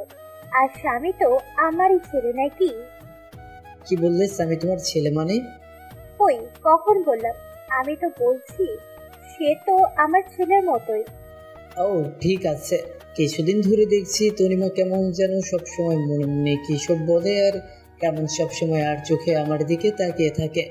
আমি বুঝতে পারছি তনিমা আমাকে ভালোবাসতে শুরু করেছে, কিন্তু এটা যে কোনোদিন সম্ভব না, কারণ আপনারা তো সবই জানেন, কিন্তু তনিমা তো আর জানে না। তবে আমি বুঝতে পারছি তনিমাকে ছাড়া স্বামীর লালন পালন করা সম্ভব না, আর তনিমা কেমন যেন স্বামীকে নিজের ছেলের মতো দেখাশোনা করে। আর তনিমা মেয়েটা অনেক ভালো, কোনো অহংকার নেই তার মধ্যে। তারপর আমি অফিস জয়েন করলাম। তনিমা এখন আমাকে প্রতিদিন সকালে সবকিছু গুছিয়ে দেয়, সকালে উঠে নাস্তা তৈরি করে দিবে, তারপর সন্ধ্যার পর নিজের স্বামীর মতো করে রাতের খাবার নিয়ে অপেক্ষা করে। কিন্তু তনিমা যে ভাবছে তা কোনোদিন ভাবার নয়। তনিমাকে আমার সবকিছু বলতে হবে, নইলে পুরো অনেক বড় সমস্যা হতে পারে। তাই ভাবলাম তনিমাকে সবকিছু বলে দিব। আমি সকালে অফিস যাচ্ছি, তখন তনিমার বাবা আমাকে ডাক দিল। আমি তনিমার বাবার কাছে গিয়ে সালাম দিলাম। দেখো আহনান বাবা, তুমি যেদিন থেকে এখানে এসেছো তুমি দেখেছো আমার মেয়েটা কেমন, আর আমার মেয়েটা তোমার ছেলেকে নিজের ছেলের মতো লালন পালন করে। তুমি তো সব জানো। আর আমার মা মরা মেয়েটাকে কোনোদিন কষ্ট দিইনি আমি, আর মেয়ের কষ্ট হবে বলে আমি আর বিয়ে করিনি। তুমি তো সব জানো। আর স্বামীর জন্য একটা মা দরকার, আর তুমি কতদিন একা একা থাকবে, তাই বলছিলাম কি আমার মেয়েকে তুমি বিয়ে করে নাও বাবা। খুব টেনশন হয় বাবা, বৃদ্ধ হয়ে গেছে, কখন কি হয়ে যায় বলা যায় না। আমি তনিমার বাবা হিসেবে বলছি না, আমি তোমার ভালোর জন্য বলছি। আঙ্কেল কি বলছেন এসব? আর আমি তনিমাকে কোনোদিন ওই চোখে দেখিনি। আর হ্যাঁ, তনিমা মেয়েটা অনেক ভালো, আমার ছেলেকে নিজের ছেলের মতো ভালোবাসে, আর আমারও খুব যত্ন নেয়, কিন্তু এটা সম্ভব না। কথাটা বলার সাথে সাথে তনিমার দিকে তাকালাম, দেখি তনিমার চোখ দিয়ে অঝর ধারায় কান্না করতে করতে বাইরে চলে গেল। তনিমা মনে হয় আমাকে ভালোবাসে, আর তনিমা মনে হয় আমার কাছ থেকে এই কথা আশা করেনি। তাহলে কেন তনিমাকে বিয়ে করতে পারবে না? কি সমস্যা বলো, আমি দেখছি। অনেক সমস্যা আছে আঙ্কেল, আপনি আমার পুরো কাহিনী জানেন না। কেন আমি ছোট একটা বাচ্চা নিয়ে কেন এক শহর থেকে অন্য শহরে চলে আসলাম। আমার একটা পুরনো অতীত আছে, আর সেই অতীত শুনলে আপনি আর আমার সাথে আপনার মেয়েকে বিয়ে দিবেন না। তোমার একটা অতীত আছে? কই, তুমি আমাকে তো আগে বললে না। তখন বলার মতো পরিস্থিতি ছিল না, তাই বলিনি, কিন্তু আপনাদের কাছ থেকে আর লুকাবো না, সব বলবো আজ। তারপর আমি তনিমাকে ডাকলাম আর আমার অতীতের পুরো কাহিনী বলতে থাকলাম। তারপর আমি আমার পুরনো অতীত সব খুলে বললাম। দেখি তনিমা কান্না করতে করতে অন্য রুমে চলে গেল, আর তনিমার বাবা কোনো কথা না বলে চলে গেল। তারপর আমি নিজের রুমে চলে আসলাম, দেখি আমার ছেলেটা ঘুমিয়ে আছে। আজ মা বাবা আর রিমির কথা খুব মনে পড়ছে। এতদিনে হয়তো রিমি অন্য কারোর সাথে বিয়ে করেছে, কারণ রিমির কাছে তো আমি একটা খারাপ মানুষ ছিলাম, আর মা মনে হয় আমার উপরে এখনো রেগে আছে। পুরোনো কথা ভাবতে ভাবতে কখন যে স্বামীর পাশে ঘুমিয়ে পড়েছে নিজেই জানি না। পরের দিন সকালে উঠে ফ্রেশ হয়ে নিলাম, অফিস যাওয়ার জন্য রেডি হচ্ছি, কিন্তু আজ তনিমা আমাকে নাস্তা করতে ডাকলো না। মনে হয় আমার উপর রেগে আছে, কিন্তু আমি অফিসে গেলে স্বামীর কি হবে? স্বামীর বয়স 8 মাস, তাই তাকে একা রেখে যাওয়া যাবে না। প্রতিদিন তনিমা স্বামীকে তার কাছে নিজের মায়ের মতো দেখাশোনা করতো, কিন্তু আজ কি হবে? আমি বিছানায় মাথা নিচু করে বসে আছি। তখনই তনিমা আসলো আর বলল, আপনি অফিসে চলে যান, আমি স্বামীকে দেখে রাখছি। আসলে কাল একটু দেরি করে ঘুমানোর জন্য সকালে উঠতে দেরি হয়ে গেল, তাই আপনার জন্য নাস্তা তৈরি করতে পারলাম না। কাল থেকে আবার তৈরি করে দিব। আমি তনিমার দিকে তাকিয়ে দেখি তনিমার চোখ মুখ ফুলে আছে, আর চোখ কিছুটা লাল হয়ে আছে, মনে হয় সারা রাত কান্না করেছে। তনিমা আমাকে তুমি ক্ষমা করে দাও তোমাদের কাছ থেকে আমার পুরনো অতীত লুকানোর জন্য। যদি সেদিন সব কিছু বলে দিতাম তাহলে আজ তোমাকে কষ্ট পেতে হতো না, কিন্তু কি করব বলো, আমি যে চাইলেও সব কিছু ভুলে যেতে পারবো না। আপনি কেন ক্ষমা চাইছেন? আর অন্যায়টা আমি করেছি। আমি আপনার সম্পর্কে সবকিছু না জেনে আপনাকে ভালোবেসেছি। আমি আর আপনাদের মধ্যে আসবো না, কিন্তু স্বামীকে আমার কাছ থেকে দূরে রাখবেন না। স্বামী আপনার ছেলে আমি কোনোদিনও ভাবিনি, সবসময় নিজের ছেলে মনে করে রেখেছি। প্লিজ স্বামীকে আমার কাছ থেকে দূরে সরিয়ে দেবেন না। তনিমার কথা চোখ দিয়ে টপটপ করে পানি পড়তে লাগলো। রিমির মধ্যে আর তনিমার মধ্যে কত পার্থক্য। রিমি নিজের সন্তানকে অমানুষ বলে গালাগালি করে, আর তনিমা স্বামী কিছু না হওয়া সত্ত্বেও স্বামীর জন্য কত ভালোবাসা তার। আমি স্বামীর কাছে গিয়ে স্বামীর 2 গালে 2টা চুমু দিয়ে স্বামীকে তনিমার কোলে তুলে দিয়ে চলে আসলাম অফিসে। এভাবে চলতে থাকলো আমার একাকিত্ব জীবন। এখন স্বামী হাঁটতে শিখে গেছে আর সবসময় তনিমার সাথে সবসময় দুষ্টুমি করে। তনিমা এখন আর আমার উপর তেমন অধিকার দেখায় না। হয়তো তনিমা বুঝে গেছে যে যা পাওয়ার নেই তা নিয়ে ভেবে লাভ নেই। আর তনিমা স্বামীকে সবসময় কাছে রাখে, খুব আদর করে স্বামীকে। একদিন অফিস থেকে বাসায় আসলাম, তখন তনিমা স্বামীকে আমার কাছে দিতে আসলো। আজ স্বামী আমাকে মা ডেকেছে জানেন? তনিমা তুমি সব জানো আমার প্রতি ঘটে যাওয়া সব ঘটনা, আর আমি চাই না স্বামী তোমাকে মা বলে রাখুক, কারণ আপনি তো সারা জীবন আর স্বামীকে দেখিয়ে নিয়ে রাখবেন না। আজ না হয় কাল তোমার বিয়ে হয়ে যাবে, তখন আমি চাই না স্বামী তার মার জন্য কান্না করুক। তাই তুমি ভবিষ্যতের কথা চিন্তা করে এখন মানিয়ে নিলে খুশি হতাম। আমি বুঝতে পেরেছি, আমি চেষ্টা করব। এভাবে চলে গেল আর 2 বছর। এখন স্বামী ভালোভাবে কথা বলতে পারে। স্বামী এখন আমাকে আব্বু বলে ডাকে। যেদিন স্বামী আমাকে আব্বু বলে রেখেছিল সেই দিন যে কত খুশি হয়েছিলাম তা ভাষায় প্রকাশ করা যাবে না। আর এখন স্বামী তনিমাকে আন্টি বলে ডাকে। আমি জানি এইসব সব তনিমা শিখিয়ে দিছে। এভাবে আরো কিছুদিন যাওয়ার পর তনিমা এসে বলল, বাবা আমার বিয়ে ঠিক করে ফেলছে, কিন্তু সে স্বামীকে ছাড়া থাকতে পারবে না বলে অঝোর ধারায় কান্না করতে থাকলো। আমি কি বলে তনিমাকে সান্ত্বনা দেবো কিছু খুঁজে পাচ্ছি না, কারণ সেই ছোট থেকে স্বামীকে কোলে তুলে নিজের হাতে খাইয়ে বড় করছে। সবাই কষ্ট হওয়ার কথা, কিন্তু বাস্তবটাকে মেনে নিতে হবে, নইলে পরে অনেক সমস্যার মধ্যে পড়তে হবে। কিছুদিনের মধ্যে তনিমার বিয়ে হয়ে গেল। এই কয়েকদিন স্বামীকে আমি সবসময় কাছে নিয়ে রাখতাম, কারণ স্বামী এখনো ছোট, তাই কিছুদিন তনিমা থেকে দূরে রাখলে স্বামী হয়তো তনিমাকে আস্তে আস্তে ভুলে যাবে। তনিমা বিয়ের দিন স্বামীকে জড়িয়ে ধরে অনেক কান্না করেছিল, যেন মা তার ছেলেকে ছেড়ে চিরদিনের জন্য চলে যাচ্ছে। তনিমার কান্না দেখে আমারও খুব কান্না পাচ্ছিল। তারপর তনিমার বিয়ে হয়ে গেল। কিছুদিন স্বামী কান্না করছিল তনিমা না দেখতে পেয়ে, কিন্তু স্বামী ছোট, সেই কারণে কিছুদিন পর আর কান্না করে না। এখন স্বামীকে আমার সাথে আমার অফিসে নিয়ে যায়। অফিসে সবাই স্বামীকে অনেক ভালোবাসে, সবাই স্বামীকে দেখে রাখে, সবাই স্বামীকে আদর করে। কিছুদিন পর অফিস থেকে জানালো আমার ট্রান্সফার করা হয়েছে, আর এখন আমার অফিস ঢাকাতে পোস্টিং করা হয়েছে। আমিও সব কিছু মেনে নিলাম। তনিমার বাবার কাছ থেকে বিদায় নিয়ে ঢাকাতে চলে আসলাম। তবে ঢাকাতে আসার আগে তনিমাকে কিভাবে খবর পেয়েছিল আমরা একেবারের জন্য ঢাকায় চলে যাচ্ছি, সেদিন তনিমা এসে স্বামীকে কোলে তুলে অনেক আদর করে আর বলে মাঝে মাঝে যেন তার সাথে দেখা করি। তারপর আমরা ঢাকায় চলে আসি। তারপর দেখতে দেখতে আরো 2 বছর চলে গেল। এখন স্বামীকে একটা স্কুলে ভর্তি করিয়ে দিছি। আমি অফিসে যাওয়ার সময় আর স্কুল শেষে স্বামীকে আমার অফিস নিয়ে আসি, আর অফিস শেষে দুজনে বাসায় চলে আসি। একদিন স্বামী বললো, আব্বু তুমি জানো স্কুলে আমার সব বন্ধুরা তাদের আম্মুর সাথে যায়, তাদের আম্মু তাদের কত ভালোবাসে, কিন্তু আমার আম্মু নেই কেন? আব্বু বলো আমার আম্মু কোথায়? আমি স্বামীর কথা শুনে অনেক অবাক হলাম, কারণ এই 5 বছরে স্বামী একদিনও তার মায়ের কথা জিজ্ঞেস করেনি। তাহলে আজ কেন তার মায়ের কথা জিজ্ঞেস করলো? মনে হয় স্কুলে তার বন্ধুদের মায়ের সাথে আসতে দেখে স্বামীরও তার মায়ের কথা মনে পড়ছে। বাবু তোমার আম্মু আমাদের উপর রেগে আছে, তাই আমাদের কাছে থাকে না। তোমার আম্মু আমাদের ছেড়ে দূরে কোথাও চলে গেছে। আমাদের উপর কি করতে রাগ করেছে? আমি কি ছোটবেলায় খুবই দুষ্টামি করতাম আম্মুর সাথে? না বাবা, তোমার আম্মু আমার উপর রেগে চলে গেছে। তোমার আম্মু ভালো না, আমার পিচ্ছি বাবুটার কষ্ট বলছে না, তাই তোমার আম্মু ভালো না। আব্বু তুমি কি বলেছিলে যে আম্মু রাগ করে চলে গেছে? আমার একটা রাজকুমারের খুব দরকার ছিল, কিন্তু তোমার আম্মু আমাকে দিতে রাজি ছিল না, তাই তোমার আম্মু রাগ করে চলে গেছে। আব্বু তাহলে তোমার আব্বু আম্মু কোথায় থাকে? তারা কেন আমাদের সাথে থাকে না? আমার আম্মু আব্বু আমাকে খুব ভালোবাসতো, ঠিক আমি যেভাবে তোমাকে আদর করি ঠিক সেভাবে আমাকে আদর করতো। তাহলে তোমার আব্বু আম্মু কোথায়? আমি তো আমার আব্বুর সাথে থাকি, তুমি কেন তোমার আব্বুর সাথে থাকো না? আমি তোমার আম্মুর জন্য আমার আম্মু আব্বু আমার উপর রেগে চলে গেছে। তাহলে আমার আম্মুর কাছে কোনোদিন যাবো না? হ্যাঁ কেন যাবে না তুমি তোমার আম্মুর কাছে? তুমি তো এই মাত্র বললে আমি আম্মুর কাছে যাব। না যাবো না, আম্মু আলাপ, অনেক পচা। আমার আম্মুর জন্য তোমার আম্মু আব্বু তোমার উপর রাগ করে চলে গেছে।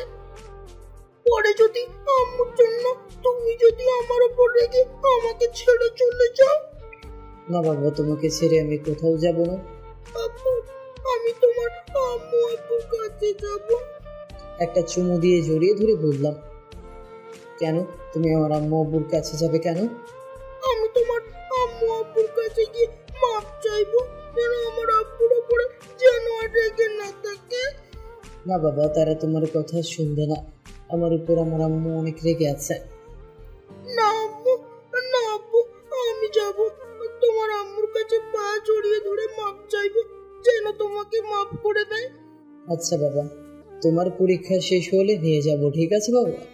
তাই বলে স্বামী শুয়ে পড়লো আর আমি ভাবতে থাকলাম, আমাকে অনেক মা বাবাকে দেখতে ইচ্ছে করছে, অনেকদিন মা বাবাকে দেখিনি।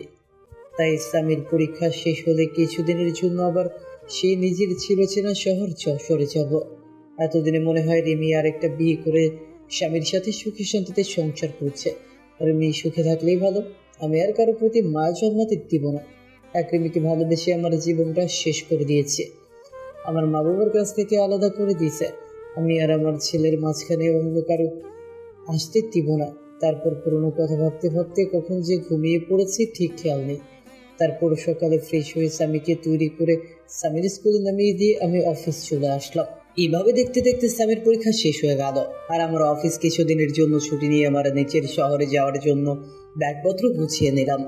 পরের দিন রাত 12টার সময় ঢাকা টু যশোর 2টা টিকিট কিনে বাসে উঠে পড়লাম। আজ 5 বছর পর নিজের শহরে যাচ্ছি।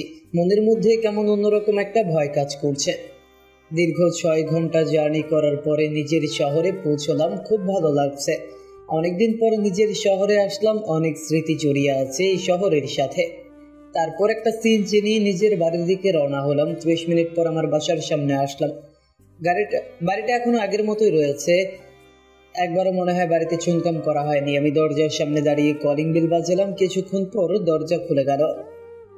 আমার মা দরজা খুলে দিল। মা আমাকে দেখে আমার দিকে অবাক দৃষ্টিতে তাকিয়ে আছে।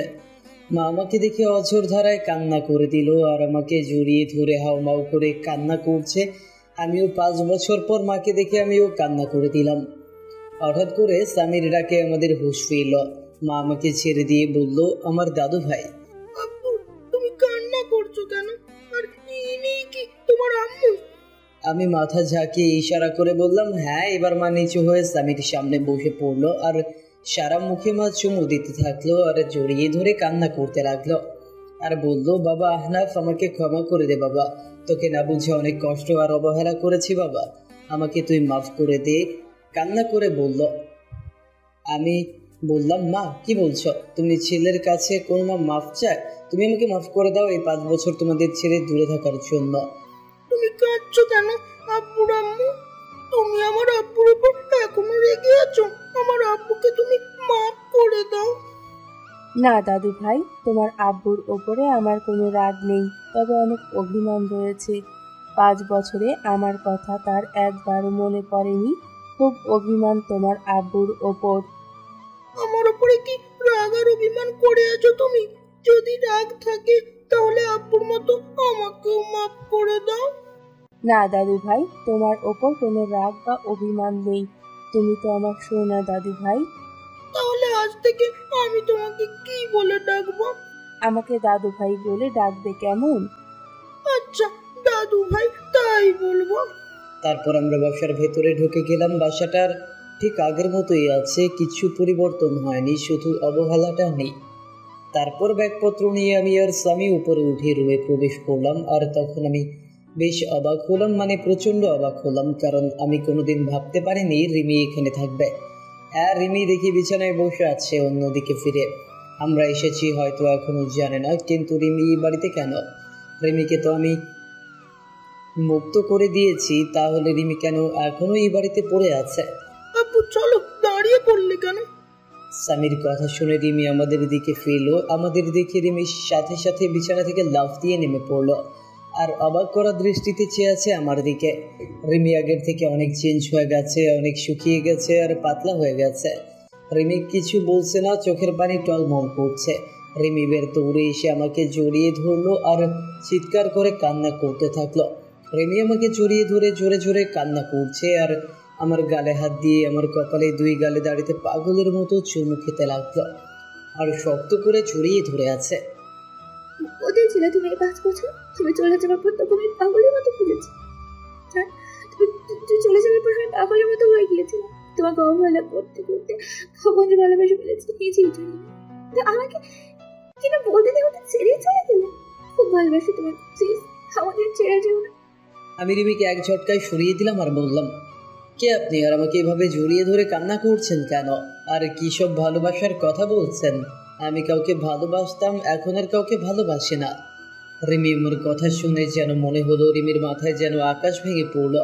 রিমি আমার দিকে করুণ দৃষ্টিতে তাকিয়ে আছে। প্লিজ না, আমাকে মাফ করে দাও। আমি তোমাকে ছাড়া বাঁচতে পারবো না। আমাকে কষ্ট দিও না। তোমাকে তোমার কষ্ট আমরা সহ্য করতে পারছি না। প্রতিদিন রাতে তোমার কথাগুলো অনেক কান্না করতাম। তুমি আসবে মানে প্রতিদিন তোমার কথার দিকে চিন্তা। তুমি আসবে আর আমাকে তোমার মুখে জড়িয়ে রাখবে। প্লিজ আমাকে মাফ করে দাও। আমার কষ্ট সহ্য করতে পারছি না। আসলে তুমি আমাকে ভালোবাসো তাই না? কোথায় ছিল তোমার এত ভালোবাসা যেদিন তোমাকে একবার দেখার জন্য টানা 2 বছর তোমার পেছনে পড়েছিলাম? কোথায় ছিল তোমার ভালোবাসা যেদিন আমি ভালোবাসার নামে শুধু অবহেলা পেয়েছি? তোমার কাছে প্রতিদিন মাফ চাইতাম আমার একটা মাত্র অন্যায়ের জন্য, কিন্তু আমি কি পেয়েছি? শুধু কিছু সুন্দর সুন্দর গালাগালি আর মায়ের অবহেলা। তুমি কি জানো আপনজনের অবহেলা কত কষ্টকর, কতটা অসহ্য, যে আমাকে ভেতর থেকে একদম শেষ করে দিয়েছে। তাই আমি আর কখনো অবহেলা সহ্য করতে পারবো না। আর কারো প্রতি আমার কোনো টান নেই বা ভালোবাসা নেই। এখন শুধু আমি আমার ছেলেকে নিয়ে বাঁচতে চাই। আমার পুরো পৃথিবী জুড়ে এখন শুধু আমার ছেলে রয়েছে। আমি আর কাউকে আমার পৃথিবীতে প্রবেশ করতে দিব না। রিমি বার নিচে তাকিয়ে দেখে স্বামী দাঁড়িয়ে আছে। রিমি স্বামীকে দেখে আরো জোরে কান্না শুরু করে দিল আর রিমি হাঁটু ভাঁজ করে স্বামীর সামনে গিয়ে বসে পড়লো আর জড়িয়ে ধরলো স্বামীকে। স্বামীকে জড়িয়ে ধরে কান্না করতে থাকলো আর 2 গালে চুমু খেল। রিমির এমন ঢঙের ভালোবাসা দেখে আমার রাগটা চরমে উঠে গেল। রিমির সেসব বলার কথা হঠাৎ করে মনে পড়ে গেল। আমি রিমির কাছ থেকে স্বামীকে সরিয়ে নিয়ে স্বামীকে কোলে তুলে নিলাম। কি করছেন আপনি? আমার ছেলেকে এইভাবে জড়িয়ে ধরেছেন কেন? আর ওকে এইভাবে চুমু দিচ্ছেন কেন? কোন অধিকার নেই আমার ছেলের উপর। কেন আমার ছেলেকে আমি জড়িয়ে ধরবো? তাতে অধিকারের কি আছে? তোমার ছেলে তাই না? কেউ একজন বলেছিল কোনো অমানুষের বাচ্চা আমার বাচ্চা হতে পারে না, তাই তাকে নষ্ট করে দিতে চেয়েছিল। আর আমি আমার ছেলে তো একটা অমানুষ, আর আমাদের মতো অমানুষকে আপনি নিজের ছেলে বলে দাবি করছেন? শুনে রাখুন, স্বামী শুধু আমার ছেলে আর কারো নয়। কেউ যদি আমার ছেলেকে আমার কাছ থেকে নিতে আসে তাহলে আমার থেকে কেউ খারাপ হবে না। এই বলে আমি ব্যাগপত্র আর স্বামীকে নিয়ে আমি আগে যে রুমে থাকতাম সেই আর রুমে চলে আসলাম। রুমটা ঠিক আগের মতোই আছে। মনে হয় প্রতিদিন কেউ রুমটা নিজের মতো করে গুছিয়ে রাখতো। আর এইদিকে রিমি কান্না করতে করতে নিচে নেমে সোজা মাকে জড়িয়ে ধরে কান্না করতে থাকলো। কি হয়েছে রিমি, কান্না করছো কেন? মা, আমাকে এতটাই খারাপ যে তোমার ছেলে আমাকে এতটা ঘৃণা করে। এমনকি আমার ছেলেকে আমি একটু জড়িয়ে ধরেছি বলে তোমার ছেলে বলে আমার ছেলের উপর নিয়ে ওর কোনো অধিকার নেই। তুমি বলো মা, আমার ছেলেকে আমার উপর মতো কে আদর করবে? আর তোমার ছেলে বলে আমি যেন ছেলেকে স্পর্শ না করি। আহনাফ মনে হয় আগের কথা কিছু ভুলতে পারেনি। এখনো মনে হয় তোর ওপর রেগে আছে, তাই হয়তো তোর সাথে এমন ব্যবহার করছে। যখন তোর প্রতি রাগ কমে যাবে তখন দেখবি আস্তে আস্তে সব ঠিক হয়ে যাবে। তুই শুধু আমার ছেলেকে ভালোবেসে যাবি, দেখবি একদিন সব কিছু ভুলে তোর কাছে ফিরে আসবে। তারপর আমি রুমে এসে কাপড় চেঞ্জ করে ফ্রেশ হয়ে নিলাম। তারপর একটু রেস্ট নিয়ে নিচে আসলাম দুপুরের খাবার খেতে। মা বাবা এখন আসেনি অফিস থেকে? এখনই চলে আসবে, আমি ফোন করে সব বলে দিয়েছি, এক্ষুনি চলে আসবে। তুই খেতে বস। আর দাদু ভাই, তুই আমার কাছে আস। আজ খুব ভালো লাগছে, আজ অনেক দিন পর একসাথে এক টেবিলে খেতে বসলাম। তারপর আমি তার দাদির কাছে গিয়ে বসলো আর আমি টেবিলে বসে প্লেট নিয়ে নাড়াচাড়া করছি। তখনই রিমি কিচেন থেকে সবকিছু নিয়ে আসতে থাকলো। মা রিমি, তুমি আহনাফের পাশে বসে আহনাফকে খাবার আগিয়ে দাও। তারপর যে রিমি আমার পাশে বসলো আমি উঠে গেলাম চেয়ার থেকে। মা আমি পরে খেয়ে নিব, এখন খেতে ইচ্ছে করছে না। আর স্বামীকে খাইয়ে দিয়ে সোজা আমার রুমে নিয়ে আসবে, ঠিক আছে মা? তাই বলে আমি উপরে উঠে রুমে চলে আসলাম। এইভাবে কিছুক্ষণ রেস্ট নেওয়ার পর বাসার কাজের লোক আমার রুমে খাবার দিয়ে গেল। খাবার খেয়ে একটু রেস্ট নিয়ে নিলাম, কিন্তু স্বামী এখনো রুমে আসলো না কেন? আমি উঠে নিচে গিয়ে দেখি রিমি আর স্বামী নিচে বসে আছে। বলতে গেলে স্বামী রিমির কোলে বসে বসে খেলা করছে, আর রিমি মাঝে মাঝে স্বামীর মুখে চুমু দিচ্ছে। আমি রিমির কাজ দেখে মাথাটা পুরো গরম হয়ে গেল। যখন জানতে পারে আমাদের ছেলে আসছে পৃথিবীতে, তখন রিমি যতটা না আমাকে অবহেলা করছে, তার থেকে বেশি গালাগালি করছে আমার ছেলেটাকে। তাই আমি সোজা নিচে নেমে চলে আসলাম। আমি নিচে গিয়ে রিমির কোল থেকে নিয়ে নিলাম। আপনাকে বলছি না আমার ছেলের ওপর কোনো অধিকার দেখাতে আসবেন না, তারপরেও কেন আমার ছেলের কাছে আসার চেষ্টা করছেন? আর আমি চাই না কোনো জানোয়ারের বাচ্চা আমার কাছে আসুক। তাই বলে আমি ওখান থেকে স্বামীকে নিয়ে চলে আসলাম। সিঁড়ি বেয়ে উঠতে যাব, তখন দেখি মা পেছনে দাঁড়িয়ে এতক্ষণ সব শুনছিল। মায়ের মুখটা কেমন মলিন হয়ে আছে, আর এদিকে রেমি অঝোর ধারায় কান্না করতে লাগলো। রুমে এসে একটু রেস্ট নেওয়ার পর কেউ আমার নাম ধরে চিল্লাতে চিল্লাতে উপরে উঠে আসছে। আমি বাইরে আসতেই দেখি বাবা আমার নাম ধরে চিল্লাচ্ছে। আমি গিয়ে বাবাকে জড়িয়ে ধরলাম আর ভালো মন্দ জিজ্ঞাসা করে বাবাকে রুমে নিয়ে গেলাম। বাবা, তোমার দাদা ভাই আমার ছেলে স্বামী। বাবা স্বামীকে দেখি কোলে তুলে আদর করতে লাগলো। তারপর বাবার সাথে কিছুক্ষণ কথা বলে বাবা চলে গেল। তারপর আমি আর স্বামী একটু ঘুমিয়ে বিকেলে উঠে একটু বাইরে হাঁটতে বের হলাম। অনেকদিন পরে এই এলাকাতে আসলাম, কিছু চেনা পরিচিত মানুষের সাথে কথা বলে রাতে বাসায় আসলাম। আমি আর স্বামী রুমে বসে আছি, তখন রিমি রুমে আসলো। চলেন রাতের খাবার খেয়ে নেবেন, সবাই নিচে অপেক্ষা করছে। আমি খাবো না, আর আমার খাওয়া নিয়ে তোমাকে চিন্তা করতে মানা করছি না? আর এর আগে 1 বছর যখন আমার খাওয়ার কথা নিয়ে ভাবনি, এখনো না ভাবলেও চলবে। আমি আগে যেরকম ভাবে বাইরে খেতাম এখনো বাইরে বাইরে খাবো। আপনি শুধু মাকে বলেন স্বামীর খাবারটা যেন ওপরে দিয়েছে। রিমি আর কিছু না বলে কান্না করতে করতে চলে গেল। কাঁদুক, তাতে আমার কি? আমিও অনেক কান্না করেছি, কেউ দেখেনি আমার কান্না। কিছুক্ষণ পর মা রুমে আসলো। বাবা আহনাব, তুই কি এখনো আমাদের ওপর রাগ করে আছিস বাবা? যদি এখনো রাগ করে থাকিস তাহলে মাফ করে দে বাবা। আমরা সবাই নিজেদের ভুল বুঝতে পেরেছি। চল বাবা একসাথে খেয়ে নিই। না মা, আমার কিছু খেতে ইচ্ছা করছে না, আর তাছাড়া আমার বাইরের খাবার খেয়ে অভ্যাস হয়ে গেছে, তাই বাসার খাবার না খেলেও চলবে। তুমি স্বামীকে নিয়ে খাইয়ে দাও, আমি রুমে বসে আছি। মা আর কোনো কথা না বলে স্বামীকে নিয়ে চলে গেল। যাওয়ার সময় দেখলাম মার চোখে হালকা পানি টলমল করছে। খুব কষ্ট হলো মায়ের চোখে পানি দেখে। মা তো কোনো দোষ করেনি, রিমির জন্যই তো মামাকে অবহেলা করতো না, মাকে আর কষ্ট দিব না। তারপর কিছুক্ষণ পর দেখি রিমি স্বামীকে দিয়ে গেল, আর আমি স্বামীকে বিছানায় বসিয়ে রুমের দরজা বন্ধ করে দিলাম। রিমির চোখে পানি দেখলাম, কাঁদলে কাঁদুক, তাতে আমার কিছু করার নেই। বিছানায় শুয়ে শুয়ে ভাবছি রিমি আমাকে আগে 2 চোখে দেখতে পারতো না, আর এখন কেমন দৃষ্টিতে তাকিয়ে থাকে। রিমির চোখে এখন আমার জন্য অন্য কিছু দেখি, হয়তো আমার অনুপস্থিতিতে আমাকে ভালোবেসে ফেলছে। কিন্তু রিমির উপর যে এখন আমার কোনো রকম ফিলিংস কাজ করে না। 5 বছর আগের কথা মনে পড়লে ভীষণ রাগ আর কষ্ট হয় খুব। পুরোনো কথা ভাবতে ভাবতে কখন যে ঘুমিয়ে গেছি নিজেই জানি না। পরের দিন সকালে ঘুম থেকে উঠে দেখি স্বামী বিছানায় নেই। আমি তাড়াতাড়ি বিছানা থেকে উঠে চোখ মুছতে মুছতে নিচে এসে দেখি স্বামীকে সুন্দর পোশাক পরিয়ে নিজের কোলে তুলে খুব সুন্দর করে নিজের হাতে খাইয়ে দিচ্ছে, আর তারা কথা বলছে।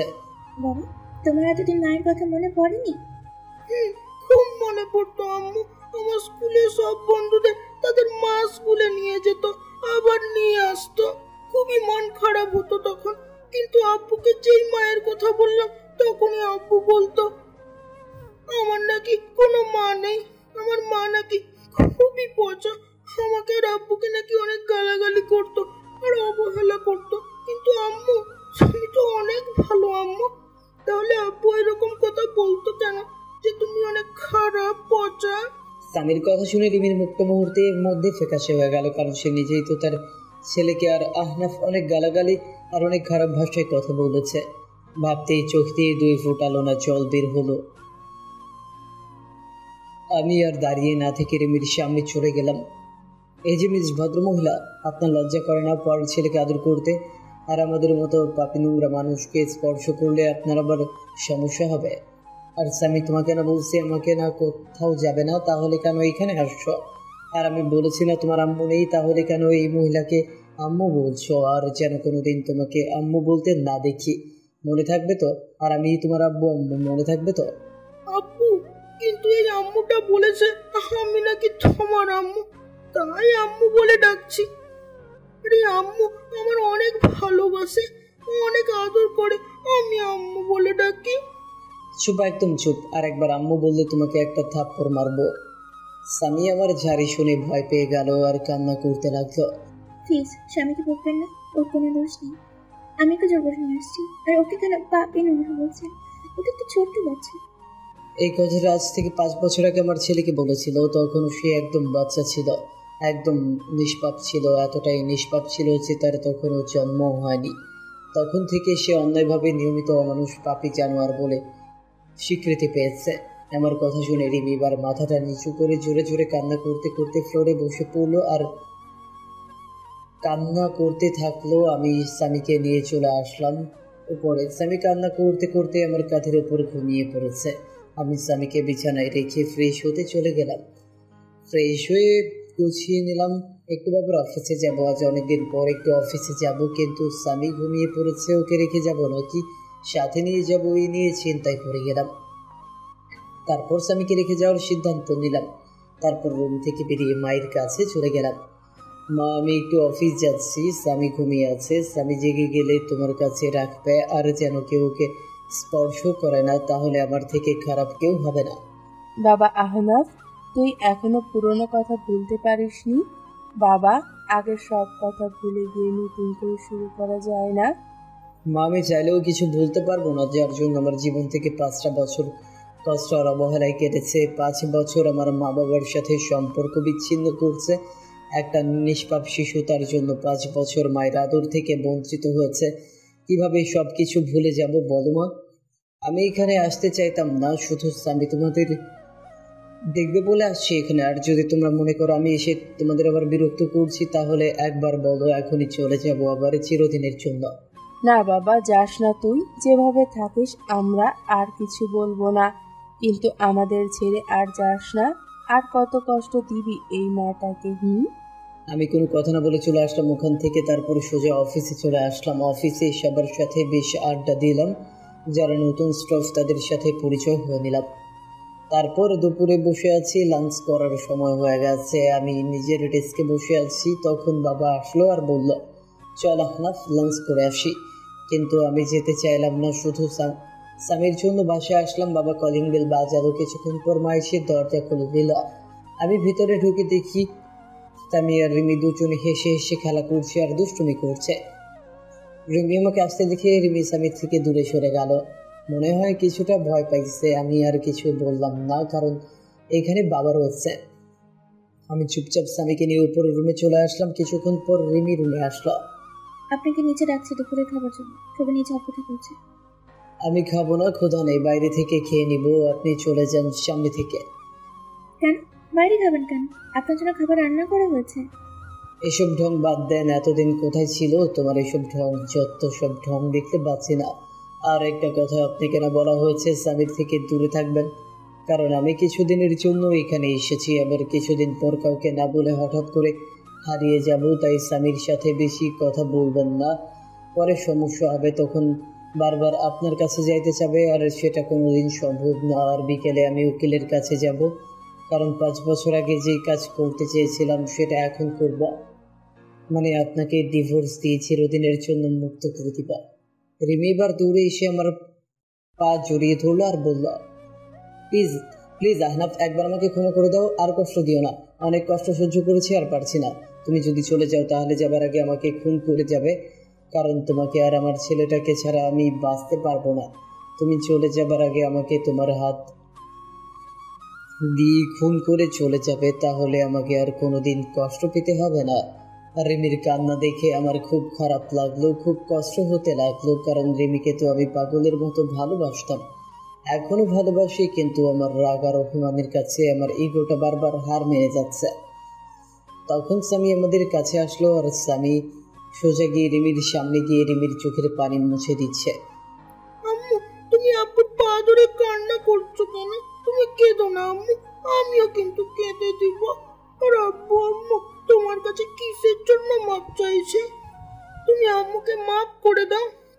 স্বামী, তুমি তোমার দাদু ভাইয়ের কাছে যাও, আর তুই আমার ছেলেটাকে নিজের করে নিয়েছিস, যে তোর হয়ে কথা বলছে, তোকে ক্ষমা করে দিতে পারি তাহলে আমার জীবন থেকে 5 বছর ফিরিয়ে দে। যেখানে আমি প্রতিনিয়ত অবহেলা পেয়েছি, তোর কারণে আমি 5 বছর মা বাবার থেকে দূরে থেকেছি। তোর কারণে মায়ের কাছ থেকে যে অবহেলা পেয়ে প্রতি রাতে কান্না করেছি, কষ্টে বুক ফেটে চিৎকার করে কান্না করতাম, দিতে পারবি সেই চোখের পানি? তোর জন্য আমার ছেলেটা 5 বছর মায়ের আদর থেকে বঞ্চিত হচ্ছে, ফিরিয়ে দিতে পারবি আমার জীবনের সবচেয়ে কালো অধ্যায় ভুলিয়ে দিতে? রিমি কোনো কথা না বলে ফ্লোরে বসে বসে কান্না করছে। আমি রুম থেকে চলে আসলাম বাইরে। তারপর স্বামীকে নিয়ে বাসা থেকে বের হয়ে গেলাম। ভীষণ রাগ হচ্ছে রিমির উপর। যখন আমাদের ছেলে গর্ভে ছিল তখন মনে ছিল না এইসব কথা, যত সব আল্লাহ দেখলে বাঁচে না। তারপর সোজা ভালো একটা উকিলের কাছে আসলাম, যেন 20 দিনের মধ্যে ডিভোর্স পেপার রেডি করতে পারে। তারপর উকিলের সাথে সব কথা বলে বাইরে চলে আসলাম।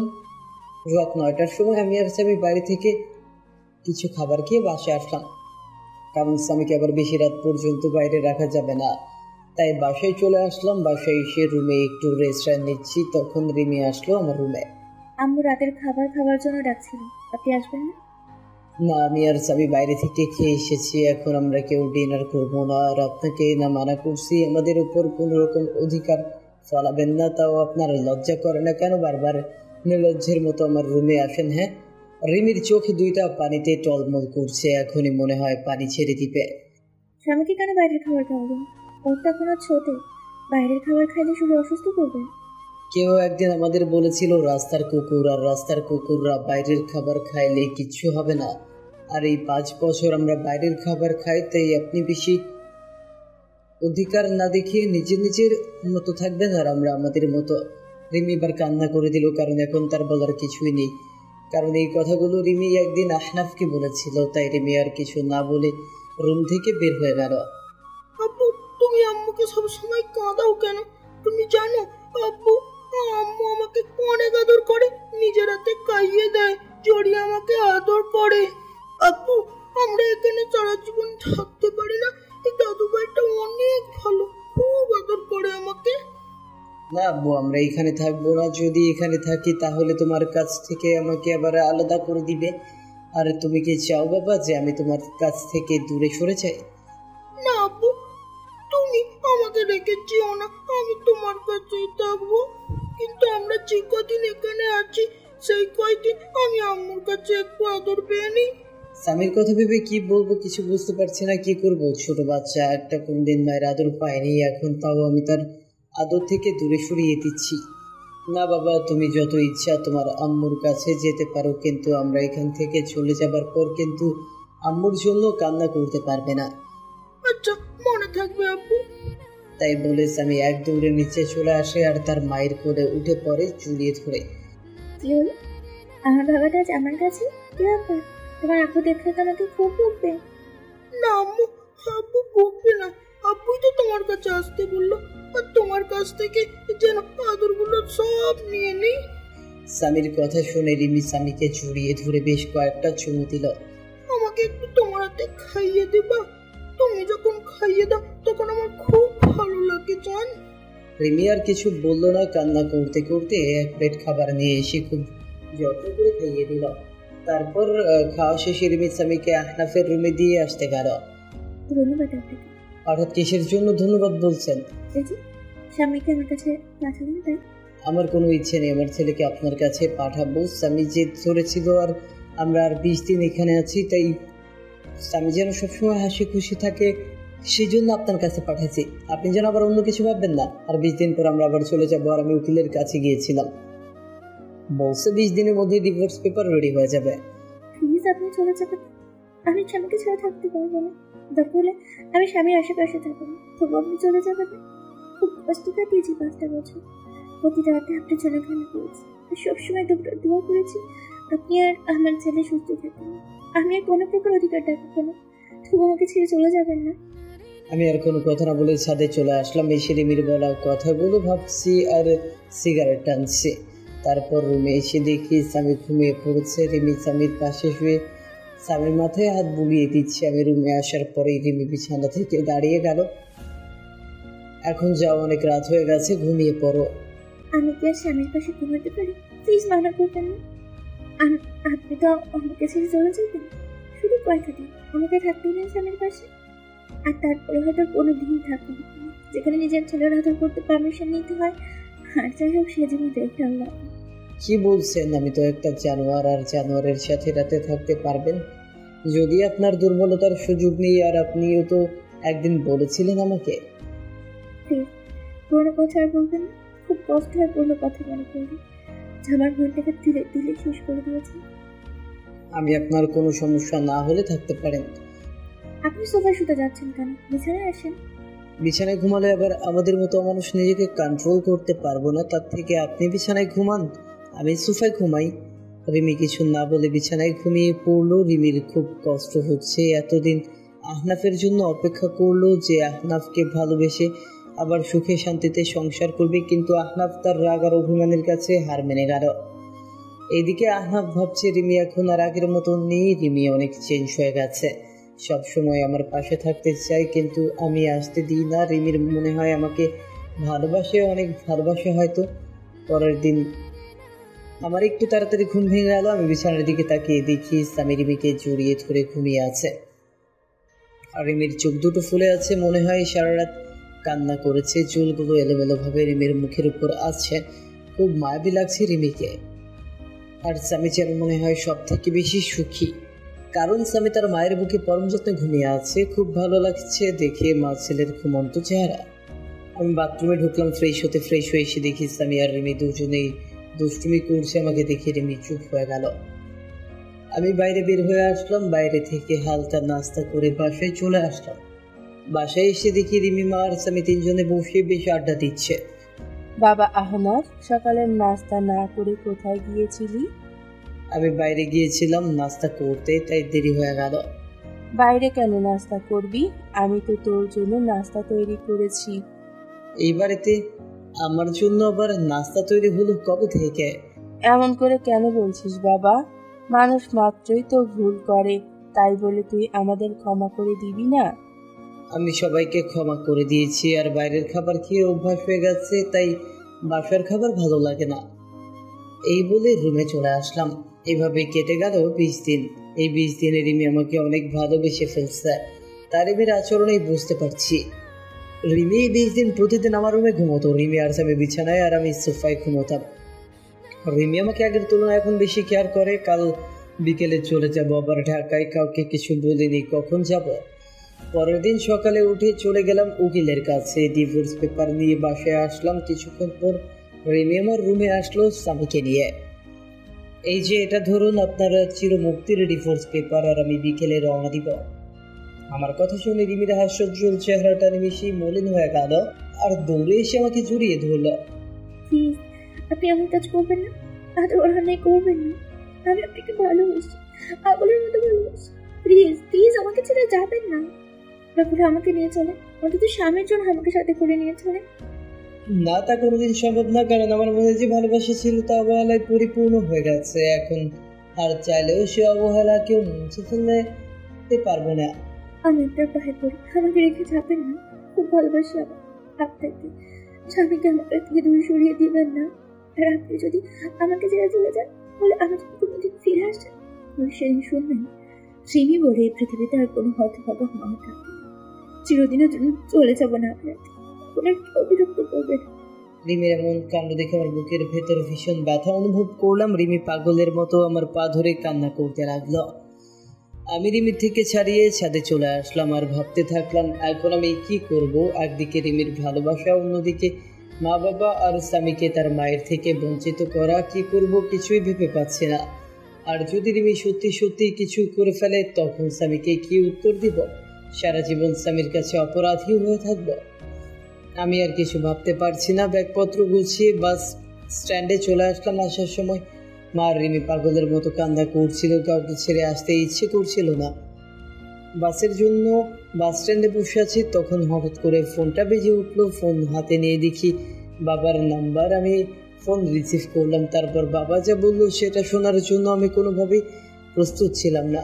বাবা আহনাফ, তুই যেখানে থাকিস তাড়াতাড়ি হাসপাতালে চলে আয়। আমি কেন বাবা? কি হয়েছে? মায়ের কি কোনো কিছু হয়েছে?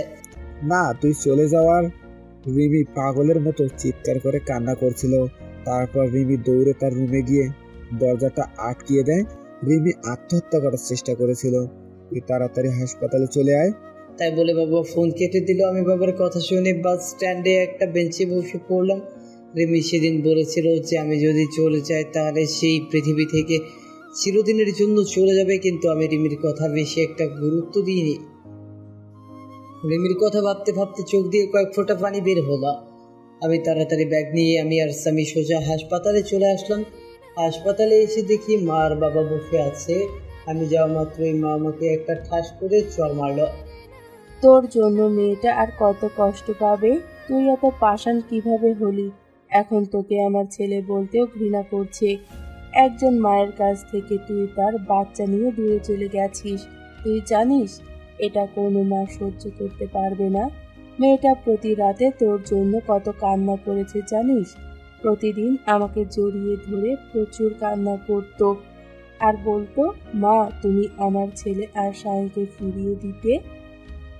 কিন্তু আমি কিছু বলতে পারতাম না। আজ যদি আমার মেয়েটার কিছু হয়ে যায় তাহলে চিরদিনের জন্য আমাকেও হারাতে হবে। আমি মায়ের কথা শুনে মাথা নিচু করে কান্না করছি। প্রচুর কষ্ট হচ্ছে রিমির এই অবস্থা দেখে। আজ যদি রিমির কিছু হয়ে যায় তাহলে আমি সারা জীবনে নিজেকে ক্ষমা করতে পারবো না। আর স্বামীকে কি বলবো আমার জন্য তার পৃথিবী থেকে চলে যেতে হয়েছে। খুব কান্না পাচ্ছে, বাবাকে জড়িয়ে কান্না করতে থাকলাম। কিছুক্ষণ পর ডাক্তার বের হয়ে আসলো। আমি দৌড়ে ডাক্তারের কাছে গেলাম। ডাক্তার আমার রিমি এখন কিরকম আছে? কি হলো ডাক্তার সাহেব, কথা বলছেন না কেন? কি হয়েছে আমার রিমির? দেখুন, আমরা আমাদের বেশ চেষ্টা করছি, কিন্তু জ্ঞান না ফেরা পর্যন্ত কিছুই বলতে পারছি না।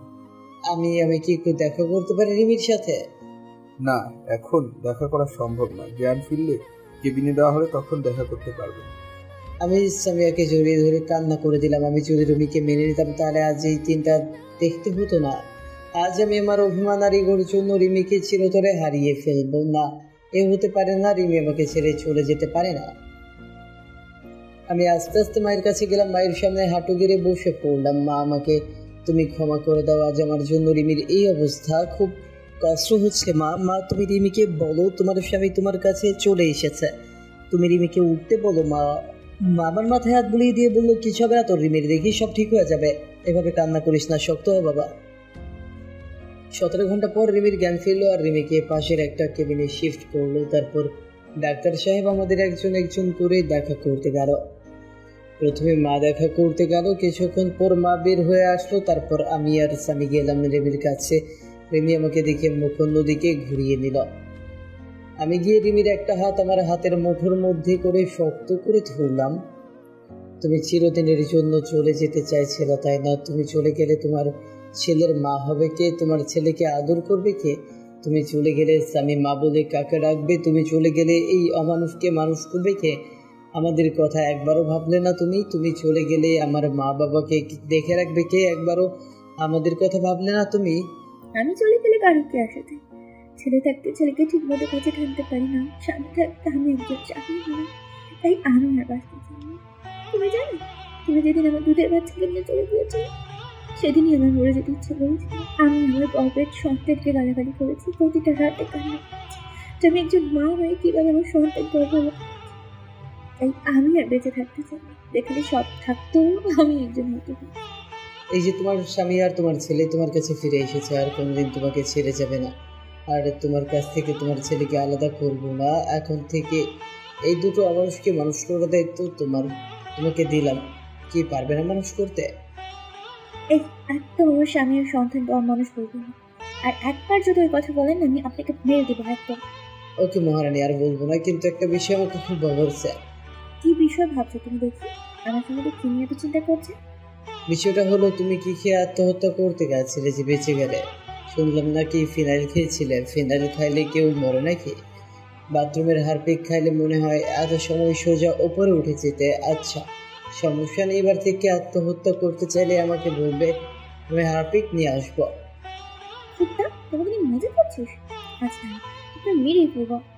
তারপর রিমিকে আমি জড়িয়ে ধরলাম আর রিমিও আমাকে শক্ত করে জড়িয়ে আমার বুকে মাথা রাখলো। মনে হচ্ছে রিমি তার সবচেয়ে নিরাপদ জায়গা পেয়ে গেছে। আমি রিমির মাথা উঠে রিমির কপালে একটা চুমু খেলাম। তারপর রিমি আবার আমাকে জড়িয়ে ধরলো। আপু, তুমি আমাকে জড়িয়ে না ধরে আম্মুকে জড়িয়ে ধরে আছো কেন? আমাকে জড়িয়ে ধরো না, তাহলে দাদু ভাইকে সব বলে দেবো কিন্তু। তারপর রিমি আমাকে ছেড়ে দিয়ে স্বামীকে কোলে তুলে নিয়ে পাগলের মতো দুই গালে কপালে নাকে ইচ্ছে মতো চুমু খেতে লাগলো। আমি মা ছেলের ভালোবাসা দেখছি। তারপর রিমি আমার দিকে হাত বাড়িয়ে দিল। তারপর রিমি এক পাশে স্বামীকে জড়িয়ে ধরলো আর আমাকে অন্য পাশে জড়িয়ে ধরে রিমি কান্না করে দিল। রিমি আমাকে তার বুক থেকে এক ছটকায় সরিয়ে দিল। আপনি কি আর আমাকে জড়িয়ে ধরেছেন কেন? বলেন বলেন, কি আপনি আজ আমার ছেলেকে জড়িয়ে ধরেছেন কেন? কি বলছো এইসব? ফান করো না তো। আজ প্রথম আমি আমার বউকে জড়িয়ে ধরলাম আর তুমি আমাকে সরিয়ে দিলে কেন? জড়িয়ে ধরতে পারি, তবে একটু শর্ত আছে। শর্তটা মানতে পারলে তোমাকে অনেকগুলো পাপ্পু দিবে। নিজের বউকে জড়িয়ে ধরতে কেউ আবার শর্ত লাগে নাকি? আমাকে জড়িয়ে ধরতে হলে তো একটা শর্ত মানতে হবে। বলেন মহারানী, কি শর্ত আপনার? আমাকে এখন এখানে প্রপোজ করতে, তা না হলে আমাকে আর জড়িয়ে ধরতে পারবে না। যদি প্রপোজ করি তাহলে তুমি আমাকে মারবে না তো, আর গালাগালি দিতে পারবে না? রিমি আমার কথা শুনে হাসি মাখা মুখটা নিমিশেই কালো হয়ে গেল। কারণ আগে যখন রিমিকে প্রপোজ করতাম তখন রিমি আমাকে গালাগালি করতো। আমি আর কথা বাড়িয়ে রিমির সামনে হাঁটু গেড়ে বসে পড়লাম, কিন্তু এখন ফুল কোথায় পাবো? তখন মনে পড়ে গেল স্বামীর কথা। স্বামীকে দুই হাত দিয়ে উঁচু করে রিমির সামনে ধরলাম। হবে কি তুমি আমার দিনের সূর্য, যে আমার দিনের কে আলোকিত করবে? হবে কি তুমি আমার ওই পূর্ণিমার চাঁদ, যে আলোকিত করবে আমার রাত? হবে কি আমার না দেখা স্বপ্ন, যা প্রতি রাতে তোমাকে নিয়ে দেখতে চাই? হবে কি আমার ছেলে স্বামীর আম্মু? এই প্রথম কোনো ছেলেকে দিয়ে প্রপোজ করতে দেখা গেল। আমি তোমার ছেলের আম্মু হবো, তাই বলে স্বামীকে করে তুলে নিল। আমি এখন কি আমার বউটাকে একটু জড়িয়ে ধরতে পারি? এখন হবে না, স্বামী আছে এখানে। আগে বাসায় যাবো, তারপর তোমাকে সব সময় বউকে শক্ত করে জড়িয়ে নেবো, আমাদের কষ্ট দিয়ে জড়িয়ে যেতে না পারে। কে বললো আমি আমার সুইট বউটাকে রেখে চলে যাব? রিমির নাক টেনে বললাম। তারপর রিমি আর স্বামীকে দুই হাত দিয়ে দুজনকে জড়িয়ে ধরলাম। রিমি যেন আমার বুকের সাথে মিশে যেতে চাইছে। এই Rimi, I love you so much. Love you too জান। তারপর হঠাৎ করে দরজায় ঠক ঠক আওয়াজ আসলো। আমি রিমিকে ছেড়ে দিলাম। দেখি মা বাবা আর ডাক্তার কেবিনে আসলো। ডাক্তার রিমিকে একটু চেক আপ করে বললো আগামীকাল রোগীকে নিয়ে যেতে পারেন। তাই বলে ডাক্তার চলে গেল। কি ব্যাপার? আমার মেয়েটাকে অনেক খুশি খুশি লাগছে। আজ অনেক দিন পর মেয়েটার মুখে হাসি দেখলাম। দোয়া করি যেন তোরা সব সময় এমন খুশি হয়ে সুখে শান্তিতে ঘর সংসার কর। রিমি মায়ের কথা শুনে কিছুটা লজ্জা পেল। কিছুক্ষণ পর একটা মহিলা এসে রিমিকে জড়িয়ে ধরে কান্না করে দিল। রিমিও সেই মহিলাকে জড়িয়ে ধরে অঝোর ধারায় কান্না করে দিল। আমি আস্তে আস্তে বাবার কাছে গেলাম। বাবা, এই মহিলাটা আবার কে? একে তো কোনোদিন দেখিনি। আরে বলদের বাচ্চা বলদ, এটা রিমির মা, তোর একমাত্র শাশুড়ি আম্মা হয়। কে আগে বলবে তো যে ইনি আমার শাশুড়ি হয়? আসলে রিমির মাকে কোনোদিন দেখি নাই, তাই চিনতে পারছি না। আমি তাড়াতাড়ি গিয়ে রিমির পা ধরে সালাম করলাম। রিমির পা আমাকে দেখে কান্না করে দিল। তারপর কিছুক্ষণ গল্প করে সবাইকে বাসায় পাঠিয়ে দিলাম। মায়ের সাথে স্বামীকেও বাসায় পাঠিয়ে দিলাম। আমি সারা রাত রিমির পাশে থাকবো, তাই সবাইকে বাসায় পাঠিয়ে দিলাম। এই তোমার ক্ষুধা পেয়েছে না? আমার ক্ষুধা নাই, তবে কেউ যদি আমাকে নিজেতে খাইয়ে দিত তাহলে একটু খেতাম, এই আর কি। এত ঢঙ্গা করে সোজাসুজি ভাবে বললেই হতো। কি আমি ঢং করছি? দাঁড়া, ওখানে আমি আসছি। আমি আর দাঁড়িয়ে না থেকে বাইরে এসে কিছু খাবার আর ফল জুস কিনে রিমির কাছে আসলাম। তারপর রিমির হাত ধরে রিমিকে উঠালাম। তারপর একটু একটু করে খাইয়ে দিলাম। আমি রিমিকে খাওয়াচ্ছি আর রিমি আমার দিকে এক দৃষ্টিতে আমার দিকে তাকিয়ে আছে আর চোখ দিয়ে টপ টপ করে পানি পড়ছে। আমি রিমির চোখের পানি মুছিয়ে দিলাম। এই পাগলি, কাঁদছো কেন তুমি? তুমি আমার উপর যদি রাগ করো আবার চলে যাও, আমি শুধু সত্যি সত্যি মরে যাবো। দূর পাগলি, কোথাও যাব না, তোমাকে ছেড়ে খুব ভালোবাসি তো পাগলিটাকে, তাই আর ছেড়ে যাব না। তারপর রিমি আমাকে একটু খাইয়ে দিল। তারপর রিমির বেডের পাশে একটা এক্সট্রা বেড আছে। আমি রিমির কপালে একটা চুমু দিয়ে পাশের বেডে ঘুমোতে যাব। তখন রিমি বলল, কোথায় আছো তুমি? কেন, আমি ঘুমাবো তো। তুমি ওখানে ঘুমাও, আমি এখানে ঘুমাই। রিমি এবার রাগ করে কোনো কথা না বলে মুখটা অন্যদিকে ঘুরিয়ে বসে পড়ল। আমি রিমির কাছে গিয়ে রিমিকে আমার দিকে ফিরিয়ে বললাম, এই পাগলি রাগ করছো কেন? হঠাৎ করে মুখটা বাংলা পাঁচের মতো করলে কেন? রিমি আমাকে জড়িয়ে ধরে আহ্লাদি কণ্ঠে বলল, আমার সাথে আমার বেডে ঘুমাবে তুমি? খুব জড়িয়ে ধরে ঘুমোতে ইচ্ছে করছে, তোমার বুকে একটু মাথা রেখে ঘুমাতে দিবা? তারপর পাগলিটাকে বুকে জড়িয়ে ধরে ঘুমিয়ে পড়লাম। পাগলিটা আমার জড়িয়ে ধরে মনে হয় রিমি আজ পৃথিবীর সবচেয়ে খুশি। তারপরের দিন সকালে ঘুম থেকে উঠে দেখি রিমি রাতের মতো জড়িয়ে ধরে ঘুমিয়ে আছে, কিন্তু রাতের থেকে এখন বেশি শক্ত করে জড়িয়ে শুয়ে। তারপর রিমির কপালে একটা চুমু খেয়ে যে উঠতে যাব, তখন রিমি উঠতে দিল না। তুমি কখন জাগলে? আমি তো দেখলাম তুমি ঘুমিয়েছিলা। আমি অনেক আগেই উঠেছি, কিন্তু দেখো, কারণ আজ সারাদিন তোমার উপরে শুয়ে থাকবো। তারপর বাসা থেকে সবাই নিতে আসলো আমাদের। তারপর আমরা সবাই বাসার উদ্দেশ্যে রওনা দিলাম। স্বামী তার মায়ের কোলে শুয়ে আছে আর রিমি স্বামীর মাথায় হাত বুলিয়ে দিচ্ছে। তারপর বাসায় এসে গোসল করে যে বের হব, তখন রিমি আবার আমার সামনে এসে জড়িয়ে ধরলো। কি ব্যাপার, আমার পাগলি বউটা আজ মনটা মনে হচ্ছে খুব ভালো। তুমি সবসময় পাশে থাকলে আমি সবসময় খুশি থাকবো। তারপর দুপুরের খাবার খাওয়ার সময় আমি রুমে বসে আছি, তখন রিমি রুমে আসলো। আমি বিছানায় শুয়েছিলাম, রিমি আমার মাথার কাছে আমার মাথায় হাত বুলিয়ে দিচ্ছে। আমি রিমির হাত জড়িয়ে ধরে বললাম, বল। একটা কথা বলবো? রাখবে কথাটা? আবার এতে অনুমতি নেওয়ার কি আছে? তুমি আগে বলো যে আমি কথাটা রাখবো। আচ্ছা ঠিক আছে, তোমার কথা বলো এবার। চল নিচে চলো, আজ সবাই একসাথে বসে লাঞ্চ করবো। রিমির কথা শুনে আমি ফিক করে হেসে দিলাম, এইটুকু কথা বলবে তা আবার ভয় পাচ্ছে। আচ্ছা তোমার কথা রাখতে, তবে একটা শর্ত আছে। তুমি যদি শর্তটা মানতে পারো তাহলে সবাই একসাথে লাঞ্চ করব। তোমার আবার কি শর্ত? বলো কি শর্ত? 20টা পাপ্পি দিতে হবে, তারপর আমি লাঞ্চ করবো। আর যদি না দাও তাহলে আমাকে আবার কষ্ট করে বাইরে লাঞ্চ করতে যেতে হবে। আমার কথা শুনে রিমি লজ্জায় মাথা নিচু করে ফেলল। তুমি দিতে পারবে না, কেউ দেখে ফেলবে। না, কেউ দেখবে না। আর যদি না দাও তাহলে যাই বাইরে থেকে লাঞ্চ করে আসি। তাই বলে আমি যে উঠতে যাবো, তখন রিমি আমাকে বিছানায় ধাক্কা দিয়ে ফেলে দিল আর আমার বুকের উপর শুয়ে 4 ঠোঁট এক জায়গা করে দিল। এভাবে কতক্ষণ ছিলাম জানি না, তবে আমার বেশ ভালো লাগছে, তাই আমি রিমির 2 গালে হাত দিয়ে আমার কাছে টেনে নিলাম। রিমি আমাকে ছেড়ে দিয়ে যে চলে যাবে, তখনই আমি আমার রিমির হাত ধরে আবার আমার বুকের উপর নিয়ে আসলাম। রিমি এবার আবার গলা জড়িয়ে ধরে আমার বুকে শুয়ে পড়ল। আমরা হানিমুন করতে যাব না? বাঁচি না, পুরো বয়সে হানিমুন বের করছি তারও। তাই বলে রিমি আমাকে মারতে থাকলো। আমি বুড়ো? তাহলে তুমি আমার সুইট বুড়ি বউ? না, তুমি বুড়ো হয়ে গেছো। আচ্ছা ঠিক আছে, এই বুড়োর সাথে তোমার থাকতে হবে না, আমি আবার চলে যাব। আগে আমি আর স্বামী যে খায় থাকতাম। আর রিমি আমার কথা শুনে আমাকে এবারে শক্ত করে জড়িয়ে ধরে কান্না করে দিল। তুমি কোথাও যাবে না, তুমি কোথাও যেতে দেবে না। তুমি চলে গেলে সত্যি সত্যি কিন্তু মরে যাবে। চুপ পাগলি, মরার কথা আর একবারও যেন মুখে না শুনি। তুমি কি ভাবছো এই 5টা বছর তোমার কাছ থেকে দূরে সরে খুব খুশি ছিলাম, তাই না? তোমার কথা প্রচুর মনে পড়তো, খুব কষ্ট হতো তোমার মা বাবার কথা পড়লে। তাহলে তুমি এই মাত্র বলে আমাকে ছেড়ে চলে যাবে? আমি না, তোমাদের ছেড়ে আমি কোথাও যাব না। নিচে চলো, সবাই আপনাকে বলছে নিচে চলো। তারপর নিচে এসে সবাই একসাথে খেতে বসলাম। রিমি স্বামীকে খাইয়ে দিচ্ছে। কতদিন পর বাড়ির রান্না করা খাবার খাইলাম। খাওয়া শেষে উঠতে যাব, তখন বাবা বলল, আনাত, তুমি কি ঢাকায় চলে যাবে নাকি এখানে নিজেদের ব্যবসা দেখাশোনা করবে? না বাবা, আমি আর ঢাকায় যাব না, এখানে নিজেদের ব্যবসা দেখবো। তবে কিছুদিন পর থেকে অফিস যাব, আমাকে এক জায়গায় যেতে হবে। আর সাথে রিমি আর স্বামীকে নিয়ে যাব, আর আগামীকালে রওনা দিব। ঠিক আছে, আর সাবধানে যাস। তাই বলে রুমে চলে আসলাম। তারপর রিমি আসলো রুমে। এই তুমি আমাদের নিয়ে কোথায় যাবে বললে না কিন্তু? কেন, সেই সময় বললাম তো হানিমুনে যাব, আর খুব গুরুত্বপূর্ণ একটা কাজ আছে ওখানে। কি এমন গুরুত্বপূর্ণ কাজ আমাদের বলা যাবে না? সময় হলে সবই জানতে পারবে। তারপর দিলাম একটা ঘুম থেকে উঠে রিমিকে বললাম, গুছিয়ে নিতে, আজ আমরা ঘুরতে যাব। আর রিমি এতগুলো খুশি হলো। আচ্ছা আমি কোন শাড়িটা পরবো? তুমি একটা কালো রঙের শাড়ি পরবে, আর স্বামীকে একটা কালো রঙের পাঞ্জাবি পরিয়ে দিবা, আর আমি একটা কালো রঙের পাঞ্জাবি পরবো।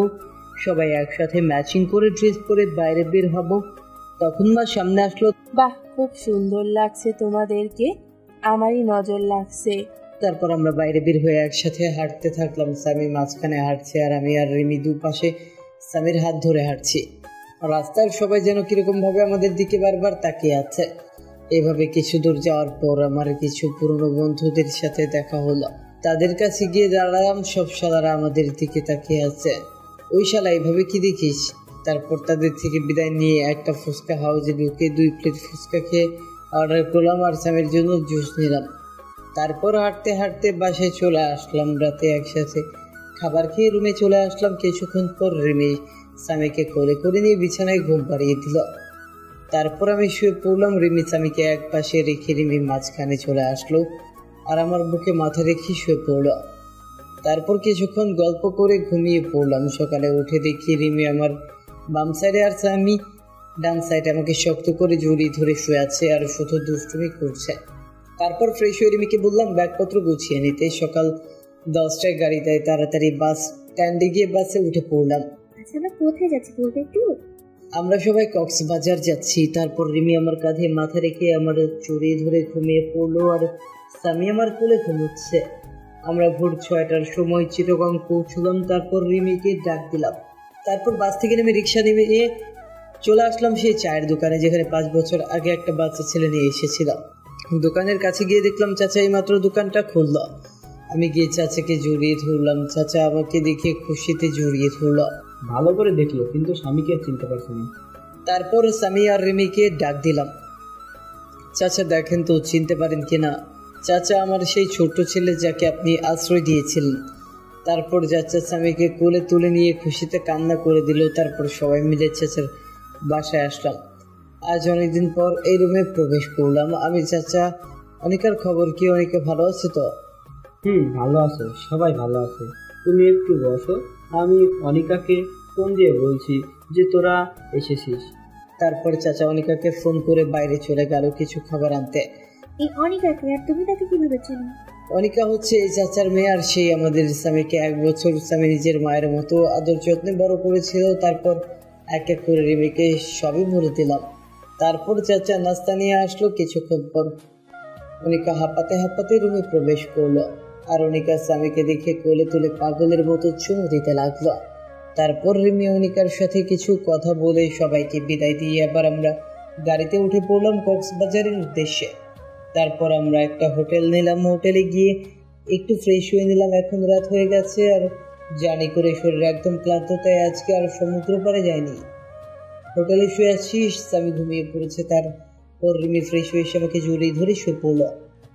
আমার একটা জিনিস চাই, দিব না কেন? আমার সবকিছু তো এখন থেকে তোমার। তাহলে এখানে অনুমতি নেওয়ার কি আছে? আমাকে আর একটা বদল দিবা?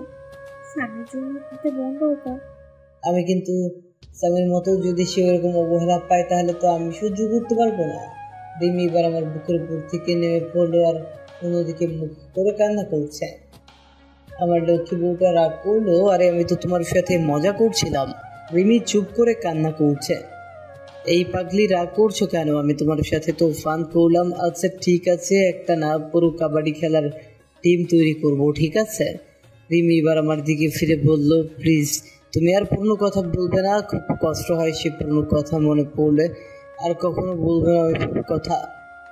এবার আমি রিমিকে টেনে নিয়ে জড়িয়ে ধরলাম। আচ্ছা স্বামীর জন্য একটা বোন নিয়ে আসতে হলো তো অনেক পরিশ্রম করতে হবে। নাটক পার্টি করা তো সব দেখে ফেলবে।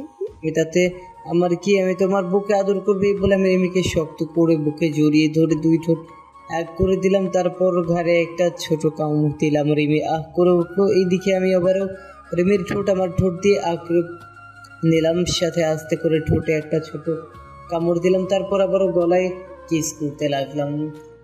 রিমি দেখি তার শ্বাস জোরে জোরে নিচ্ছে, তো আমি এবার আস্তে আস্তে নিচে নামলাম। শাড়িটা একটু সরিয়ে রিমির নাভিতে একটা কিস করতে রিমি কেঁপে উঠলো। আমি আবারও রিমির নাভিতে কিস করতেই কেঁপে উঠে আমার ঠোঁট তার ঠোঁট দিয়ে আবদ্ধ করে নিল। আমি রিমির সাথে তাল মেলালাম।